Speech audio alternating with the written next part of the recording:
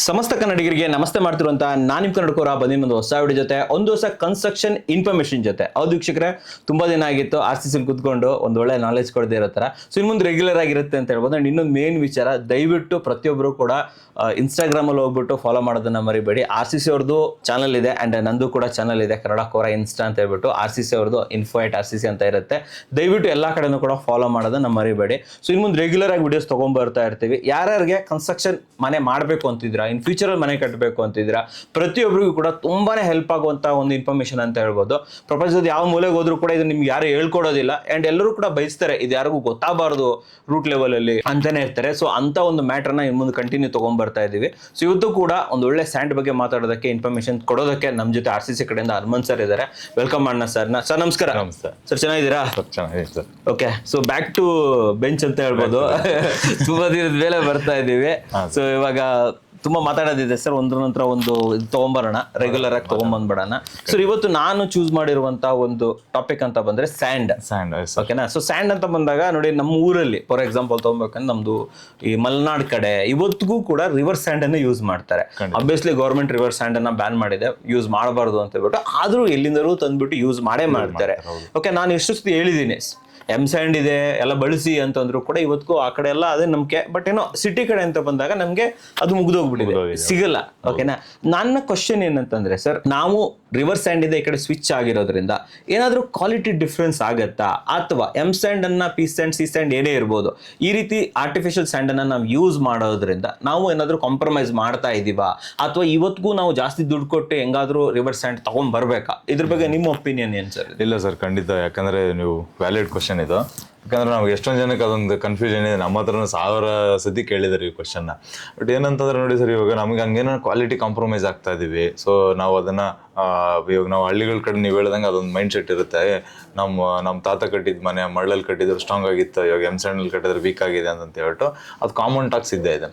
But ನಾವು ಅದನ್ನ ಹಂಗೆ ಮಾಡೋದಾಗಿದ್ರೆ ಸಿಟಿಲಿ ಎಂತೆಂಥ ಟವರ್ಗಳು ಕಟ್ತಾ ಇದೀವಿ. ಸೊ ನಾವು 20 ಫ್ಲೋರ್ 50 ಫ್ಲೋರ್ ಎಲ್ಲ ಹೋಗ್ತಾ ಮಲ್ಟಿ ಸ್ಟೋರೇಜ್ ಬಿಲ್ಡಿಂಗ್ಸ್ ಬರ್ತಾ ಇದೆ. ಸೊ ಅದೆಲ್ಲ ನಡೀತಾ ಇರೋದೇನೆ ಸ್ಯಾಂಡ್ ಇದೆ. ಸೊ 201% ಏನಂತಂದ್ರೆ, ಸೊ ನಾವು ರಿವರ್ ಸ್ಯಾಂಡ್ಗೂ ಸ್ಯಾಂಡ್ಗೂ ಡಿಫ್ರೆನ್ಸ್ ಅಂತ ಹೇಳ್ಬಿಟ್ಟು ಅಂದ್ರೆ ಕ್ವಾಲಿಟಿ ವೈಸ್ ಆಗ್ಲಿ, ನಾವು ಸ್ಟ್ರೆಂತ್ ವೈಸ್ ಆಗ್ಲಿ ಏನಾರ ಕಡಿಮೆ ಆಗ್ತಾ ಇದೀವಿ ಅಂತಂದ್ರೆ ಅದು 100% ಸುಳ್ಳು ಸರ್. ಅದಂದ್ರೆ ಅದು ನಮ್ದು ಮಿತ್ ಅಷ್ಟೇನೆ. ಸೊ ನಾವೇನಂತಂದ್ರೆ ನಾವು ಅದನ್ನ ಬಿಲೀವ್ ಮಾಡ್ಕೊಂಡ್ಬಿಟ್ಟಿದೀವಿ.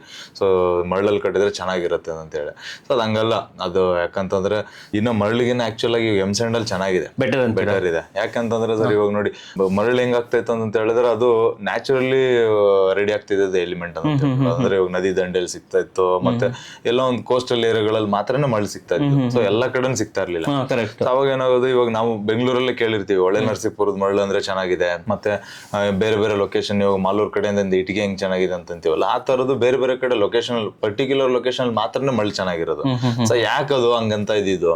ಸೊ ಎಲ್ಲರಿಗೂ ಏನಂತಂದ್ರೆ, ನಾವು ನಾರ್ಮಲ್ ಜನಗಳು ಏನ್ ಅನ್ಕೊಂತ ಇದ್ವಿ ಅಂತಂದ್ರೆ, ಸೊ ಅಲ್ಲಿದು ಮರಳು ಚೆನ್ನಾಗಿದೆ ಅಂತಂದಿದ್ ರೀಸನ್ ಏನಕ್ಕೆ ಅಂತಂದ್ರೆ, ನಮ್ಗೆ ಆಕ್ಚುಲ್ ಆಗಿ ಸೊ ಅಲ್ಲಿ ಒಳ್ಳೆ ಜನಗಳಿದ್ದಾರೆ, ಸೊ ಮೋಸ ಮಾಡಲ್ಲ, ಅದಕ್ಕೆ ಚೆನ್ನಾಗಿದೆ.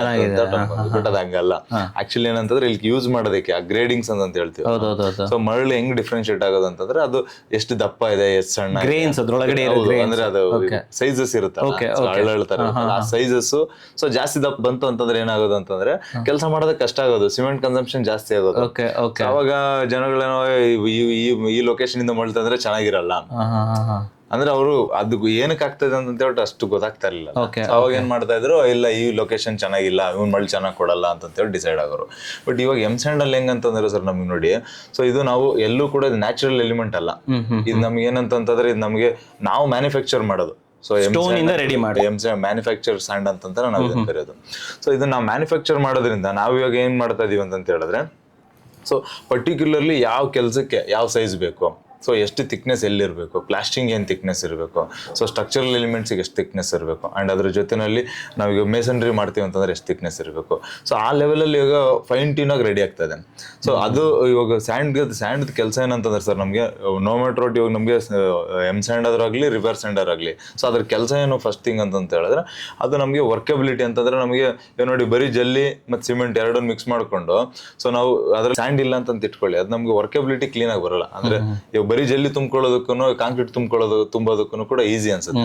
ಸೊ ಅದು ನಮ್ಗೆ ಏನು ಪ್ಲೇಸಿಂಗ್ ಆಗ್ಲಿ ಮತ್ತೆ ಡಿಫ್ರೆಂಟ್ ಶೇಪ್ ಕ್ಯಾಸ್ಟ್ ಆಗೋದಕ್ಕಾಗ್ಲಿ, ಬೀಮ್ಗಳೆಲ್ಲ ಹಿಂಗೆಲ್ಲ ಬಂದಿರುತ್ತೆ. ಸೊ ಇಲ್ಲ ಬಾಟಮ್ ಹಿಂಗೋಗಿರುತ್ತೆ, ಅಲ್ಲೆಲ್ಲ ಹೋಗಿ ಕ್ಲೀನಾಗಿ ಪ್ಯಾಕ್ ಆಗೋದಕ್ಕೆ ಸೊ ನಮ್ಗೆ ಏನಾಗುತ್ತೆ ಸ್ಯಾಂಡ್ ಯೂಸ್ ಆಗುತ್ತೆ. ಅಂಡ್ ಆಮೇಲೆ ನಮ್ಗೆ ಏನಂದ್ರೆ ಸ್ಟ್ರೆಂತ್ ಜಾಸ್ತಿ ಮಾಡೋದಕ್ಕೆ ಮತ್ತೆ ಡ್ಯೂರಬಿಲಿಟಿ ಅಂದ್ರೆ ಜಾಸ್ತಿ ದಿನ ಬಾಳಿಕೆ ಬರೋದಕ್ಕೆ. ಆಮೇಲೆ ನಾವೇನೋ ಟೆಸ್ಟ್ ಮಾಡಿದ್ವಿ, ಇವಾಗ ಡಿಫ್ರೆಂಟ್ ಚಿಕ್ಕ ಕಲ್ಲುಗಳನ್ನೆಲ್ಲಾನು ಸೊ ಹಿಡಿದಿಟ್ಕೊಳ್ಳಕ್ಕೆ ಅಂತ ಹೇಳಿ ಸಿಮೆಂಟ್ ಹಾಕ್ತಾ ಇದೀವಿ. ಸೊ ಅದ್ರ ಜೊತೆಲಿ ಅದ್ರ ಮಧ್ಯದಲ್ಲಿರೋ ಗ್ಯಾಪ್ಗಳನ್ನೆಲ್ಲ ಫಿಲ್ ಮಾಡೋದಕ್ಕೆ ಅಂತ ಹೇಳಿ ಸ್ಯಾಂಡ್ ಯೂಸ್ ಮಾಡ್ತಾ ಇದೀವಿ. ಅವಾಗ ಏನಾಗ್ತಿತ್ತು ಅಂದ್ರೆ ಸರ್, ಇವಾಗ ಫಸ್ಟ್ ಎಲ್ಲ ಏನಾಗ್ತಿತ್ತು, ಸ್ಯಾಂಡ್ ಅಂದಿದ ತಕ್ಷಣನೇ ಒಂದ್ ಲೋಡ್ ದೊಡ್ಡ ಗಾಡಿ ಮಳ್ಳು ಬಂತು ಅಂತಂದ್ರೆ ಅದ್ರಲ್ಲಿ ಯೂಸ್ ಮಾಡೋಣ ಅಂತ ಹೇಳಿ ಮಾಡ್ತಾ ಇದ್ವಿ. ಸೊ ಎಲ್ಲಾ ಕೆಲ್ಸಕ್ಕೂ ಆಲ್ಮೋಸ್ಟ್ ಅದೇ ಯೂಸ್ ಮಾಡ್ತಿದ್ದು. ಸೊ ಏನಾದ್ರು ಸ್ವಲ್ಪ ಜಾಸ್ತಿ ಅಳುಗಳಿತ್ತು ಅಂತಂದ್ರೆ ನಾವು ಸೀವಿಂಗ್ ಮೆಥಡ್ ಅಂತ ಇತ್ತು, ಅಂದ್ರೆ ಜಲ್ಡಿ ಹಿಡಿಯೋದು ಅಂತ ಎಲ್ಲ ಮಾಡ್ತಾರೆ. ಜಲ್ಡಿ ಹಿಡಿತಾ ಇದ್ರು, ಒಂದಿಬ್ರು ಲೇಬರ್ ಹಾಕಿ ಜಲ್ಡಿ ಹಿಡಿದು ಒಂದ್ ಲೋಡ್ ಬಂತು ಅಂದ್ರೆ ಅರ್ಧ ಲೋಡ್ ವೇಸ್ಟೇಜ್, ಅರ್ಧ ಲೋಡ್ ಮಾತ್ರ ಸ್ಯಾಂಡ್. ಬಟ್ ಇವಾಗ ಏನಾಗಿದೆ ಅಂತಂದ್ರೆ ಅದ್ಯಾವ್ದೂ ಕೂಡ ಇಲ್ಲ. ಇವಾಗ ಏನಾಗಿದೆ ಅಂತಂದ್ರೆ ಸರ್, ಪರ್ಟಿಕ್ಯುಲರ್ಲಿ ಸೊ ನಮ್ಗೆ ಗೊತ್ತಾಗಿದೆ, ಸೊ ಅವೇರ್ನೆಸ್ ಬಂದಿದೆ. ಸೊ ಬಾಂಡಿಂಗ್ ಯಾವ್ದ್ರಲ್ಲಿದೆ, ಸೊ ಬಾಂಡಿಂಗ್ ಅಂತಂದ್ರೆ ನಮಗೆ ಎಕ್ಸಾಕ್ಟ್ಲಿ ಸಿಮೆಂಟ್ಗೆ ಎಷ್ಟು ಬಾಂಡಿಂಗ್ ಬೇಕು, ಅದಾದ್ಮೇಲೆ ಪ್ಲಾಸ್ಟಿಂಗ್ ಎಷ್ಟು ಬಾಂಡಿಂಗ್ ಬೇಕು, ಆದ್ಮೇಲೆ ಸ್ಟ್ರಕ್ಚರಲ್ ಎಲಿಮೆಂಟಿಗೆ ಎಷ್ಟು ಬಾಂಡಿಂಗ್ ಬೇಕಾಗುತ್ತೆ. ಸೊ ಇದನ್ನೆಲ್ಲಾನು ಕೂಡ ನಾವು ಪ್ಲಾನ್ ಮಾಡಿಕೊಂಡು, ಸೊ ಇವಾಗ ಏನಾಗಿದೆ ಅಂತಂದ್ರೆ ಸರ್, ಇವಾಗ ಅವಾಗೇನಕ್ಕಿಂತ ಕನ್ಸ್ಟ್ರಕ್ಷನ್ ಕ್ವಾಲಿಟಿ ಜಾಸ್ತಿ ಆಗಿದೆ ಸರ್. ಯಾಕಂದ್ರೆ ನೋಡಿ ನಮ್ಗೆ ಇವಾಗ ಅವಾಗ ಎಲ್ಲದಕ್ಕೂ ಒಂದೇ ತರನೇ ಯೂಸ್ ಮಾಡ್ತಾ ಇದೀವಿ ಮ್ಯಾಕ್ಸಿಮಮ್. ಸೊ ಇವಾಗ ಏನಾಗಿದೆ, ಸೊ ಎಲ್ಲ ಪಾರ್ಟ್ಗೂ ಕೂಡ ಡಿಫ್ರೆಂಟ್ ಮೆಟೀರಿಯಲ್ಸ್ ರೆಡಿ ಆಗಿರೋದ್ರಿಂದ ಮಾರ್ಕೆಟ್ ಅಲ್ಲಿ ಸೊ ನಮ್ಗೇನು ಪ್ರಾಬ್ಲಮ್ ಇಲ್ಲ. ಸೊ ಇದು technically proven, 200% proven. Any engineer ಕೇಳಿದ್ರು ಇವತ್ತು ಕೂಡ ಎಮ್ ಸ್ಯಾಂಡ್ ಇಸ್ ಬೆಟರ್ ಅಂತ ಹೇಳ್ತಾರೆ. ಬಟ್ ನಾವೇನ್ ಅನ್ಕೊಂಡಿದೀವಿ ಇನ್ನವರೆಗೂ ಕೂಡ, ಬಟ್ ಹಂಗಂತ ನಾವು ನಾರ್ಮಲ್ ಸ್ಯಾಂಡ್ ತಪ್ಪು ಅಂತಲ್ಲ, ಬಟ್ ನಾರ್ಮಲ್ ಸ್ಯಾಂಡ್ ಕೂಡ ಚೆನ್ನಾಗಿರ್ಬೇಕು ಅಂತಂದ್ರೆ ಅದ್ರೊಳಗಡೆ ಸಿಲ್ಟ್ ಇಲ್ದಿರಂಗೆ, ಸೊ ಫಿಲ್ಟರ್ ಮಳ್ಳ ಆಗ್ದಿರಂಗೆ. ಎಷ್ಟೊಂದ್ ಜನ ಬರೀ ಫಿಲ್ಟರ್ ಹೊಡೆದ್ಬಿಟ್ಟು ಮಳ್ ತಂದಿರ್ತಾರೆ, ಮಡ್ ಮಿಕ್ಸ್ ಆಗಿರೋದು ನಾನು ಕೇಳಿದ್ದೀನಿ. ಆ ತರದ್ ಏನಾರ ಆಗಿಲ್ಲ ಅಂತಂದ್ರೆ ರಿವರ್ಸ್ ಸ್ಯಾಂಡ್ ಚೆನ್ನಾಗಿರುತ್ತೆ. ಬಟ್ ಇವಾಗ ನಮ್ಗೆ ಆಕ್ಚುಲಿ ಈಸಿ ಮೆಥಡ್ ಅಲ್ಲಿ ಅವೈಲೇಬಲ್ ಇದೆ ಮಾರ್ಕೆಟ್ ಅಲ್ಲಿ. ಸೊ ಹಂಗಾಗಿ ನಾವು ಎಮ್ ಸ್ಯಾಂಡ್ ಯೂಸ್ ಮಾಡೋದ್ರಿಂದ ಏನು ಪ್ರಾಬ್ಲಮ್ ಇಲ್ಲ, ಕ್ವಾಲಿಟಿನೂ ಕಾಂಪ್ರಮೈಸ್ ಆಗಲ್ಲ, ಯಾವ್ದನ್ನು ಕೂಡ. ಇಲ್ಲಿ ವೀಕ್ಷಕರಿಗೆ ಒಂದು ವಿಚಾರ ಹೇಳಕ್ ಇಷ್ಟಪಡ್ತೀನಿ. ಆಕ್ಚುಲಿ ಸ್ಯಾಂಡ್ ಅನ್ನ ರಿವರ್ಸ್ ಸ್ಯಾಂಡ್ ಅಲ್ಲಿ ಯೂಸ್ ಮಾಡೋದು ಆಕ್ಚುಲಿ ಪ್ರಕೃತಿಗೂ ಚೆನ್ನಾಗಿಲ್ಲ. It's not good for environment. ಅದಕ್ಕೋಸ್ಕರನೇ ಗವರ್ಮೆಂಟ್ ಅವ್ರು ಅದನ್ನ ಬ್ಯಾನ್ ಮಾಡಿ. ಇವಾಗ ಹೆಂಗಂದ್ರೆ ಸರ್, ಇದು ನಮ್ ಪೆಟ್ರೋಲ್ ತರ, ಅದು ನಮ್ಗೆ ಎಷ್ಟ್ ದಿನ ಆಗುತ್ತೋ ಅಷ್ಟ್ ದಿನ ಆಗಿದ್ದಾದ್ಮೇಲೆ ಮತ್ತೆ ಸಿಗಲ್ಲ. ಅವಾಗ ಏನಾಗುತ್ತೆ, ಕನ್ಸ್ಟ್ರಕ್ಷನ್ಗಳು ಎಲ್ಲ ಏನಾಗುತ್ತೆ, ಆಮೇಲೆ ಇಲ್ಲ ಜಾಸ್ತಿ ದುಡ್ಡು ಯಾರು ಕೊಡ್ತಾರೋ ಅವ್ರಿಗೆ ಸಿಗುತ್ತೆ, ಇಲ್ಲ ಅಂತಂದ್ರೆ ಅದ್ರಲ್ಲಿ ಚೀಟಿಂಗ್ಗಳು ಸ್ಟಾರ್ಟ್ ಆಗುತ್ತೆ. ಬಟ್ ಇವಾಗ ಏನಾಗಿದೆ, ನಾರ್ಮಲ್ ನಾವು ಗ್ರಾನೈಟ್ಸ್ ಬಂಡೆಗಳನ್ನೆಲ್ಲ ಕ್ರಶ್ ಮಾಡೋದ್ರಿಂದ ಬರೋಂತ ಪಾರ್ಟಿಕಲ್ ತಗೊಂಡಿರೋದ್ರಿಂದ 200% ನಮಗೆ ಕಾಸ್ಟ್ ಎಫೆಕ್ಟಿವ್ ಆಗಿದೆ ಸರ್. ಎಫೆಕ್ಟಿವ್ ಆಗುತ್ತೆ ಅಂತ ಹೇಳ್ತಾರೆ. ಅಂದ್ರೆ ನಾನು ಇಲ್ಲಿ ಹೇಳಿದ್ರಿ ನೀವು ಕ್ರಶ್ ಮಾಡಿ ಮಾಡ್ತೀರಾ ಅಂತಂದ್ರಲ್ಲ, ಬೇಸಿಕಲಿ ಎಮ್ ಸ್ಯಾಂಡ್ ರೆಡಿ ಆಗೋದು ಯಾವ ಸ್ಟೋನ್ ಇಂದ ರೆಡಿ ಆಗುತ್ತೆ ಸರ್ ಇದು? ಸರ್ ಏನಂತಂದ್ರೆ ಹಾರ್ಡ್ ಸ್ಟೋನ್ಸ್, ಇವಾಗ ಬಂಡೆಗಳು ಅದೆಲ್ಲ ಇವಾಗ ಕ್ರಷರ್ ಅಲ್ಲಿ ಏನ್ ಯೂಸ್ ಮಾಡ್ತೀವಲ್ಲ, ಚಿಕ್ಕ ಬಂಡೆಗಳದೆಲ್ಲ, ಸೊ ಕ್ರಷರ್ ಅಲ್ಲೇನೆ ಇದು ರೆಡಿ ಆಗುತ್ತೆ ಸರ್. ಅಂದ್ರೆ ಇವಾಗ ಕ್ರಷರ್ ಅಲ್ಲಿ ಹೆಂಗ್ ರೆಡಿ ಆಗುತ್ತೆ ಅಂತ ಹೇಳಿದ್ರೆ ನೋಡಿ, ಫಸ್ಟ್ 40 mm ಜಲ್ಲಿ, 20 mm ಜಲ್ಲಿ ಅಂತ ಹೇಳಿ ಅಗ್ರಿಗೇಟ್ಸ್ ರೆಡಿ ಆಗುತ್ತಲ್ಲ. ಸೊ ಆ ರೆಡಿ ಆಗಿದ್ದಾದ್ಮೇಲೆ ಏನಾಗುತ್ತೆ ಅಂದ್ರೆ ಮತ್ತೆ ಫೈನ್ ಪಾರ್ಟಿಕಲ್ ಆಗಿ ನಮ್ಗೆ ಇವಾಗ ಎಮ್ ಸ್ಯಾಂಡ್ ಮ್ಯಾನುಫ್ಯಾಕ್ಚರ್ ಮಾಡ್ತೀವಿ ಅಂತ ಇಟ್ಕೊಳ್ಳಿ. ಎಮ್ ಸ್ಯಾಂಡ್ಗೆ ಮತ್ತೆ ಏನು ನಮಗೆ 2.36 mm ಅಂದ್ರೆ ಒಂದು ಇಷ್ಟು ಪಾರ್ಟಿಕಲ್ ತರ ಇರುತ್ತೆ. ಸೊ ಆ ಸೈಜ್ಗೆ ಎಲ್ಲಾನು ಕ್ರಶ್ ಮಾಡ್ಬಿಡ್ತಾರೆ. ಸೊ ಒಂದ್ ಕಲ್ಲು ಇಷ್ಟು ದೊಡ್ಡದು ಕಲ್ಲು ಹಾಕಿದ್ವಿ ಅಂತ ಇಟ್ಕೊಳ್ಳಿ. ಆ ಕಲ್ಲು ಹಾಕಿದ್ವಿ ಅಂತಂದ್ರೆ ಅದೇ ಎಕ್ಸಾಕ್ಟ್ ಸೈಜ್ಗೆ ಕ್ರಶ್ ಆಗುತ್ತೆ. ಸೊ ಒಂದ್ ದಪ್ಪ ಆಗೋದು, ಒಂದ್ ಸಣ್ಣ ಆಗೋದು ಅದೆಲ್ಲ ಏನಾಗಲ್ಲ. ಸೊ ಅವಾಗ ಏನಾಗುತ್ತೆ, ನಾವು ಎಮ್ ಸ್ಯಾಂಡ್ ಅಂತ ಹೇಳಿ ಮ್ಯಾನುಫ್ಯಾಕ್ಚರ್ ಆಗುತ್ತೆ. ಅದೇ ತರ ನಮಗೆ ಕಾಂಕ್ರೀಟ್ ಸ್ಯಾಂಡ್ ಹೋದ್ವಿ. ಸೊ ಇದ್ರಲ್ಲಿ ಮತ್ತೆ 2-3 ತರ ಕಾಂಕ್ರೀಟ್ ನಿಮ್ಗೆ ಕೇಳ್ತೀನಿ. ಸೊ ಬೇಸಿಕಲಿ ನಾವೇನ್ ಜಲ್ಲಿ ಬರುತ್ತಲ್ಲ ಅದನ್ನೇ ಕ್ರಶ್ ಮಾಡಿದ್ರೆ ಎಮ್ ಸ್ಯಾಂಡ್ ಆಗೋದು. ಯಾಕಂದ್ರೆ ತುಂಬಾ ಜನ ತಿಳ್ಕೊಂತಾರೆ ಎಮ್ ಸ್ಯಾಂಡ್ ನ ಬೇರೆ ಏನೋ ಮಟೀರಿಯಲ್ ಇಂದ ಮಾಡ್ತಾರೆ, ಮಾಮೂಲಿ ಕಲ್ಲಿಂದನೇ ಮಾಡೋದು. ಇದೇ ಜಲ್ಲಿನೇ ಪುಡಿ ಆಗಿ ಎಮ್ ಸ್ಯಾಂಡ್ ಆಗಿ ರೆಡಿ ಆಗುತ್ತೆ. ಸೂಪರ್ ಆಗಿ ಹೇಳಿದ್ರೆ ಸರ್. ಇವಾಗ ಮುಂಚೆ ಎಮ್ ಸ್ಯಾಂಡ್ ಒಂದೇ ಇತ್ತು, ಆಮೇಲೆ ಪಿ ಸ್ಯಾಂಡ್ ಇಂಟ್ರೊಡ್ಯೂಸ್ ಆಯ್ತು, ಇವಾಗ ಸಿ ಸ್ಯಾಂಡ್ ಇಂಟ್ರೊಡ್ಯೂಸ್ ಆಗಿದೆ. ಸೊ ನಾನು ಇಲ್ಲೇ ಕೇಳುವಂತದ್ದು, ಯಾಕೆ ಇದು ಬೇರೆ ಬೇರೆ? ಏನಿದು ಎಮ್ ಸ್ಯಾಂಡ್ ಅಂದ್ರೇನು, ಪಿ ಸ್ಯಾಂಡ್ ಅಂದ್ರೇನು, ಸಿ ಸ್ಯಾಂಡ್ ಅಂದ್ರೇನು? ಫಸ್ಟ್ ಡೆಫಿನೇಷನ್ ಕೊಟ್ಬಿಡಿ ನಮ್ಗೆ. ಇದು ಏನು ಸರ್? ಅಗೇನ್ ಇವಾಗ ನೋಡಿ, ನಮ್ಗೆ ಫಸ್ಟ್ ಅದೇ ಹೋಗ್ತಾ ನಾವೇನಂತಂದ್ರೆ ಕನ್ಸ್ಟ್ರಕ್ಷನ್ ಕ್ವಾಲಿಟಿ ಇಂಪ್ರೂವ್ಮೆಂಟ್ ಅಂತ ಹೇಳ್ತಾ ಇದೀವಲ್ಲ. ಸೊ ಅದಾಗ್ತಾ ಇರೋದೇ ಈ ರೀಸನ್ ಇಂದ. ಯಾಕಂದ್ರೆ ನೋಡಿ ಸರ್, ನಮ್ಗೆ ಯಾವ ಪರ್ಟಿಕ್ಯುಲರ್ ಪ್ಲೇಸ್ ಅಲ್ಲಿ ಪರ್ಟಿಕ್ಯುಲರ್ ಸ್ಯಾಂಡ್, ಇವಾಗ ಏನು ಪಿ ಸ್ಯಾಂಡ್ ಎಮ್ ಸ್ಯಾಂಡ್ ಅಂತ ಏನು ಮಾತಾಡ್ತಿದೀವಲ್ಲ, ಆ ಪರ್ಟಿಕ್ಯುಲರ್ ಮೆಟೀರಿಯಲ್ ಯೂಸ್ ಮಾಡೋದ್ರಿಂದ ನಮಗೆ ಸೊ ನಮಗೆ ಲಾಟ್ ಆಫ್ ಅಡ್ವಾಂಟೇಜಸ್ ಇದೆ. ಅಂದ್ರೆ ಮೇನ್ ಅಡ್ವಾಂಟೇಜ್ ಏನಂತಂದ್ರೆ ನಮಗೆ ಸಿಮೆಂಟ್ ಕನ್ಸಂಪ್ಷನ್ ಸರ್. ಸೊ ಇವಾಗ ಯಾವ್ದೋ ಒಂದು ಎಮ್ ಸ್ಯಾಂಡ್ ತಂದು ಎಲ್ಲ ಹಾಕ್ತಿದೀವಿ. ಸೊ ಫಸ್ಟ್ ಎಲ್ಲ ಏನಂದ್ರೆ ಎಮ್ ಸ್ಯಾಂಡ್ ಇಂಟ್ರೊಡ್ಯೂಸ್ ಆಗಿದ ತಕ್ಷಣ ಬರೀ ಎಮ್ ಸ್ಯಾಂಡ್ ಮಾತ್ರನೇ ಮಾಡ್ತಾ ಇದ್ವಿ, ಅದೊಂದನೇ ಯೂಸ್ ಮಾಡ್ತಾ ಇದ್ವಿ. ಅದಾದ್ಮೇಲೆ ಸ್ವಲ್ಪ ಹೋಗ್ತಾ ಏನಾಯ್ತು ಅಂತಂದ್ರೆ, ಸೊ ಅದನ್ನ ಆಮೇಲೆ ಇವಾಗ ನಾವು ಪ್ಲಾಸ್ಟಿಂಗ್ ಅಲ್ಲಿ ಏನ್ ಮಾಡ್ತಾ ಇದ್ವಿ ಅಂತಂದ್ರೆ ಸ್ವಲ್ಪ ನೈಸ್ ಮರಳು ಅಂತ ಕರಿತಾ ಇದ್ವಿ. ಸೊ ನಾರ್ಮಲ್ ಮರಳು ಮತ್ತೆ ನೈಸ್ ಮರಳು ಅಂತ ಹೇಳ್ಬಿಟ್ಟು ಕರಿತಾ ಇದ್ವಿ. ಸೊ ಅದು ಅದೇ ತರನೇ ಇದ್ರಲ್ಲಿ ಏನ್ ಮಾಡಿದ್ರು ಪ್ಲಾಸ್ಟಿಂಗ್ ಅಲ್ಲೂ ಕೂಡ ಸೊ ಪಿ ಸ್ಯಾಂಡ್ ಅಂತ ಹೇಳ್ಬಿಟ್ಟು ಇಂಟಿಗ್ರೇಟ್ ಆಯ್ತು. ಬಟ್ ಅದಾದ್ಮೇಲೆ ಇವಾಗ ನೀವು ಹೇಳ್ದಂಗೆ ಹೊಸದಾಗಿ ಸಿ ಸ್ಯಾಂಡ್ ಅಂತ ಹೇಳ್ಬಿಟ್ಟು ಒಂದು 2-3 ಇಯರ್ಸ್ ಮುಂಚೆಯಿಂದ ನಮ್ಗೆ ಇವಾಗ ಸಿ ಸ್ಯಾಂಡ್ ಅಂತ ಹೇಳ್ಬಿಟ್ಟು ಇಂಟಿಗ್ರೇಟ್ ಆಗೈತೆ. ಸೊ ಇದೇನಕ್ಕೆ ಅಂತಂದ್ರೆ ಸರ್ ಎಕ್ಸಾಕ್ಟ್ಲಿ ಫಸ್ಟ್ ಥಿಂಗ್ ಏನಂತಂದ್ರೆ ನಮಗೆ ಸ್ಟ್ರೆಂತ್ನ ಇಂಪ್ರೂವ್ಮೆಂಟ್ ಮಾಡೋದಕ್ಕೆ ಅಂತಂದ್ರೆ ಇವಾಗ ನೋಡಿ ಕಾಂಕ್ರೀಟ್ ಒಳಗಡೆ ಅಂದ್ರೆ ಸ್ಟ್ರಕ್ಚರಲ್ ಎಲಿಮೆಂಟ್ ಎಲ್ಲ ಅಂದ್ರೆ ಫಾರ್ ಎಕ್ಸಾಂಪಲ್ ನಾವೀಗ ಕಾಲಮ್ ಕ್ಯಾಶ್ ಮಾಡ್ತೀವಿ, ಫೂಟಿಂಗು ಮತ್ತು ಸ್ಲ್ಯಾಬ್ ಎಲ್ಲ ಹಾಕ್ತೀವಿ ಅಂತ ಇಟ್ಕೊಳ್ಳಿ. ಸೊ ಅಲ್ಲಿಗೆ ಯಾವ ಥರ ಬೇಕಾಗಿತ್ತು, ಸೊ ಅಲ್ಲಿ ಯಾವ ಥರ ಬೇಕಾಗಿತ್ತು ಅಂತ ಹೇಳಿದ್ರೆ ನಮಗೆ ಇವಾಗ ಎಮ್ ಸ್ಯಾಂಡ್ ಏನ್ ಶೇಪ್ ಇದೆಯಲ್ಲ ಸರ್ ಅದು ಕೂಡ ಗುಡ್ ಕ್ವಾಲಿಟಿನೇ. ಸೊ ಕಾಂಕ್ರೀಟ್ ಯೂಸ್ ಮಾಡಂಗಿಲ್ಲ ಅಂತೆಲ್ಲ ಯೂಸ್ ಮಾಡ್ಬೋದು. ಬಟ್ ಇನ್ನ ಎಕ್ಸಲೆಂಟ್ ಹೆಂಗ್ ಮಾಡ್ಬೋದು, ಇನ್ನ ಚೆನ್ನಾಗಿ ಹೆಂಗ್ ಮಾಡ್ಬೋದು ಅವಾಗ ಇನ್ವೈಟ್ ಆಗಿರೋದು ಸಿ ಸ್ಯಾಂಡ್. ಇದೇನಂದ್ರೆ ಅದಕ್ಕೆ ನಾನು ಸ್ವಲ್ಪ ಲೈಟರ್ ಒಂಚೂರು ದಪ್ಪ ಇರುತ್ತೆ ಅಂಡ್ ಆಮೇಲೆ ಇದಕ್ಕೆ ಸ್ವಲ್ಪ ಸಿಲ್ಟ್ ಕಂಟೆಂಟ್ ಕಡಿಮೆ ಇರುತ್ತೆ ಅಂಡ್ ಸ್ವಲ್ಪ ರಫ್ ಜಾಸ್ತಿ ಇರುತ್ತೆ ಅಂತ ಹೇಳ್ಬೋದು. ಸೊ ಇದೇನಾಗುತ್ತೆ ಅಂತಂದ್ರೆ ಕಾಂಕ್ರೀಟ್ಗೆ ಇವಾಗ ಆಂಗ್ಯುಲರ್ ಶೇಪ್ಸ್ ಎಲ್ಲ ಬೇರೆ ಬೇರೆ ಇರುತ್ತಲ್ಲ.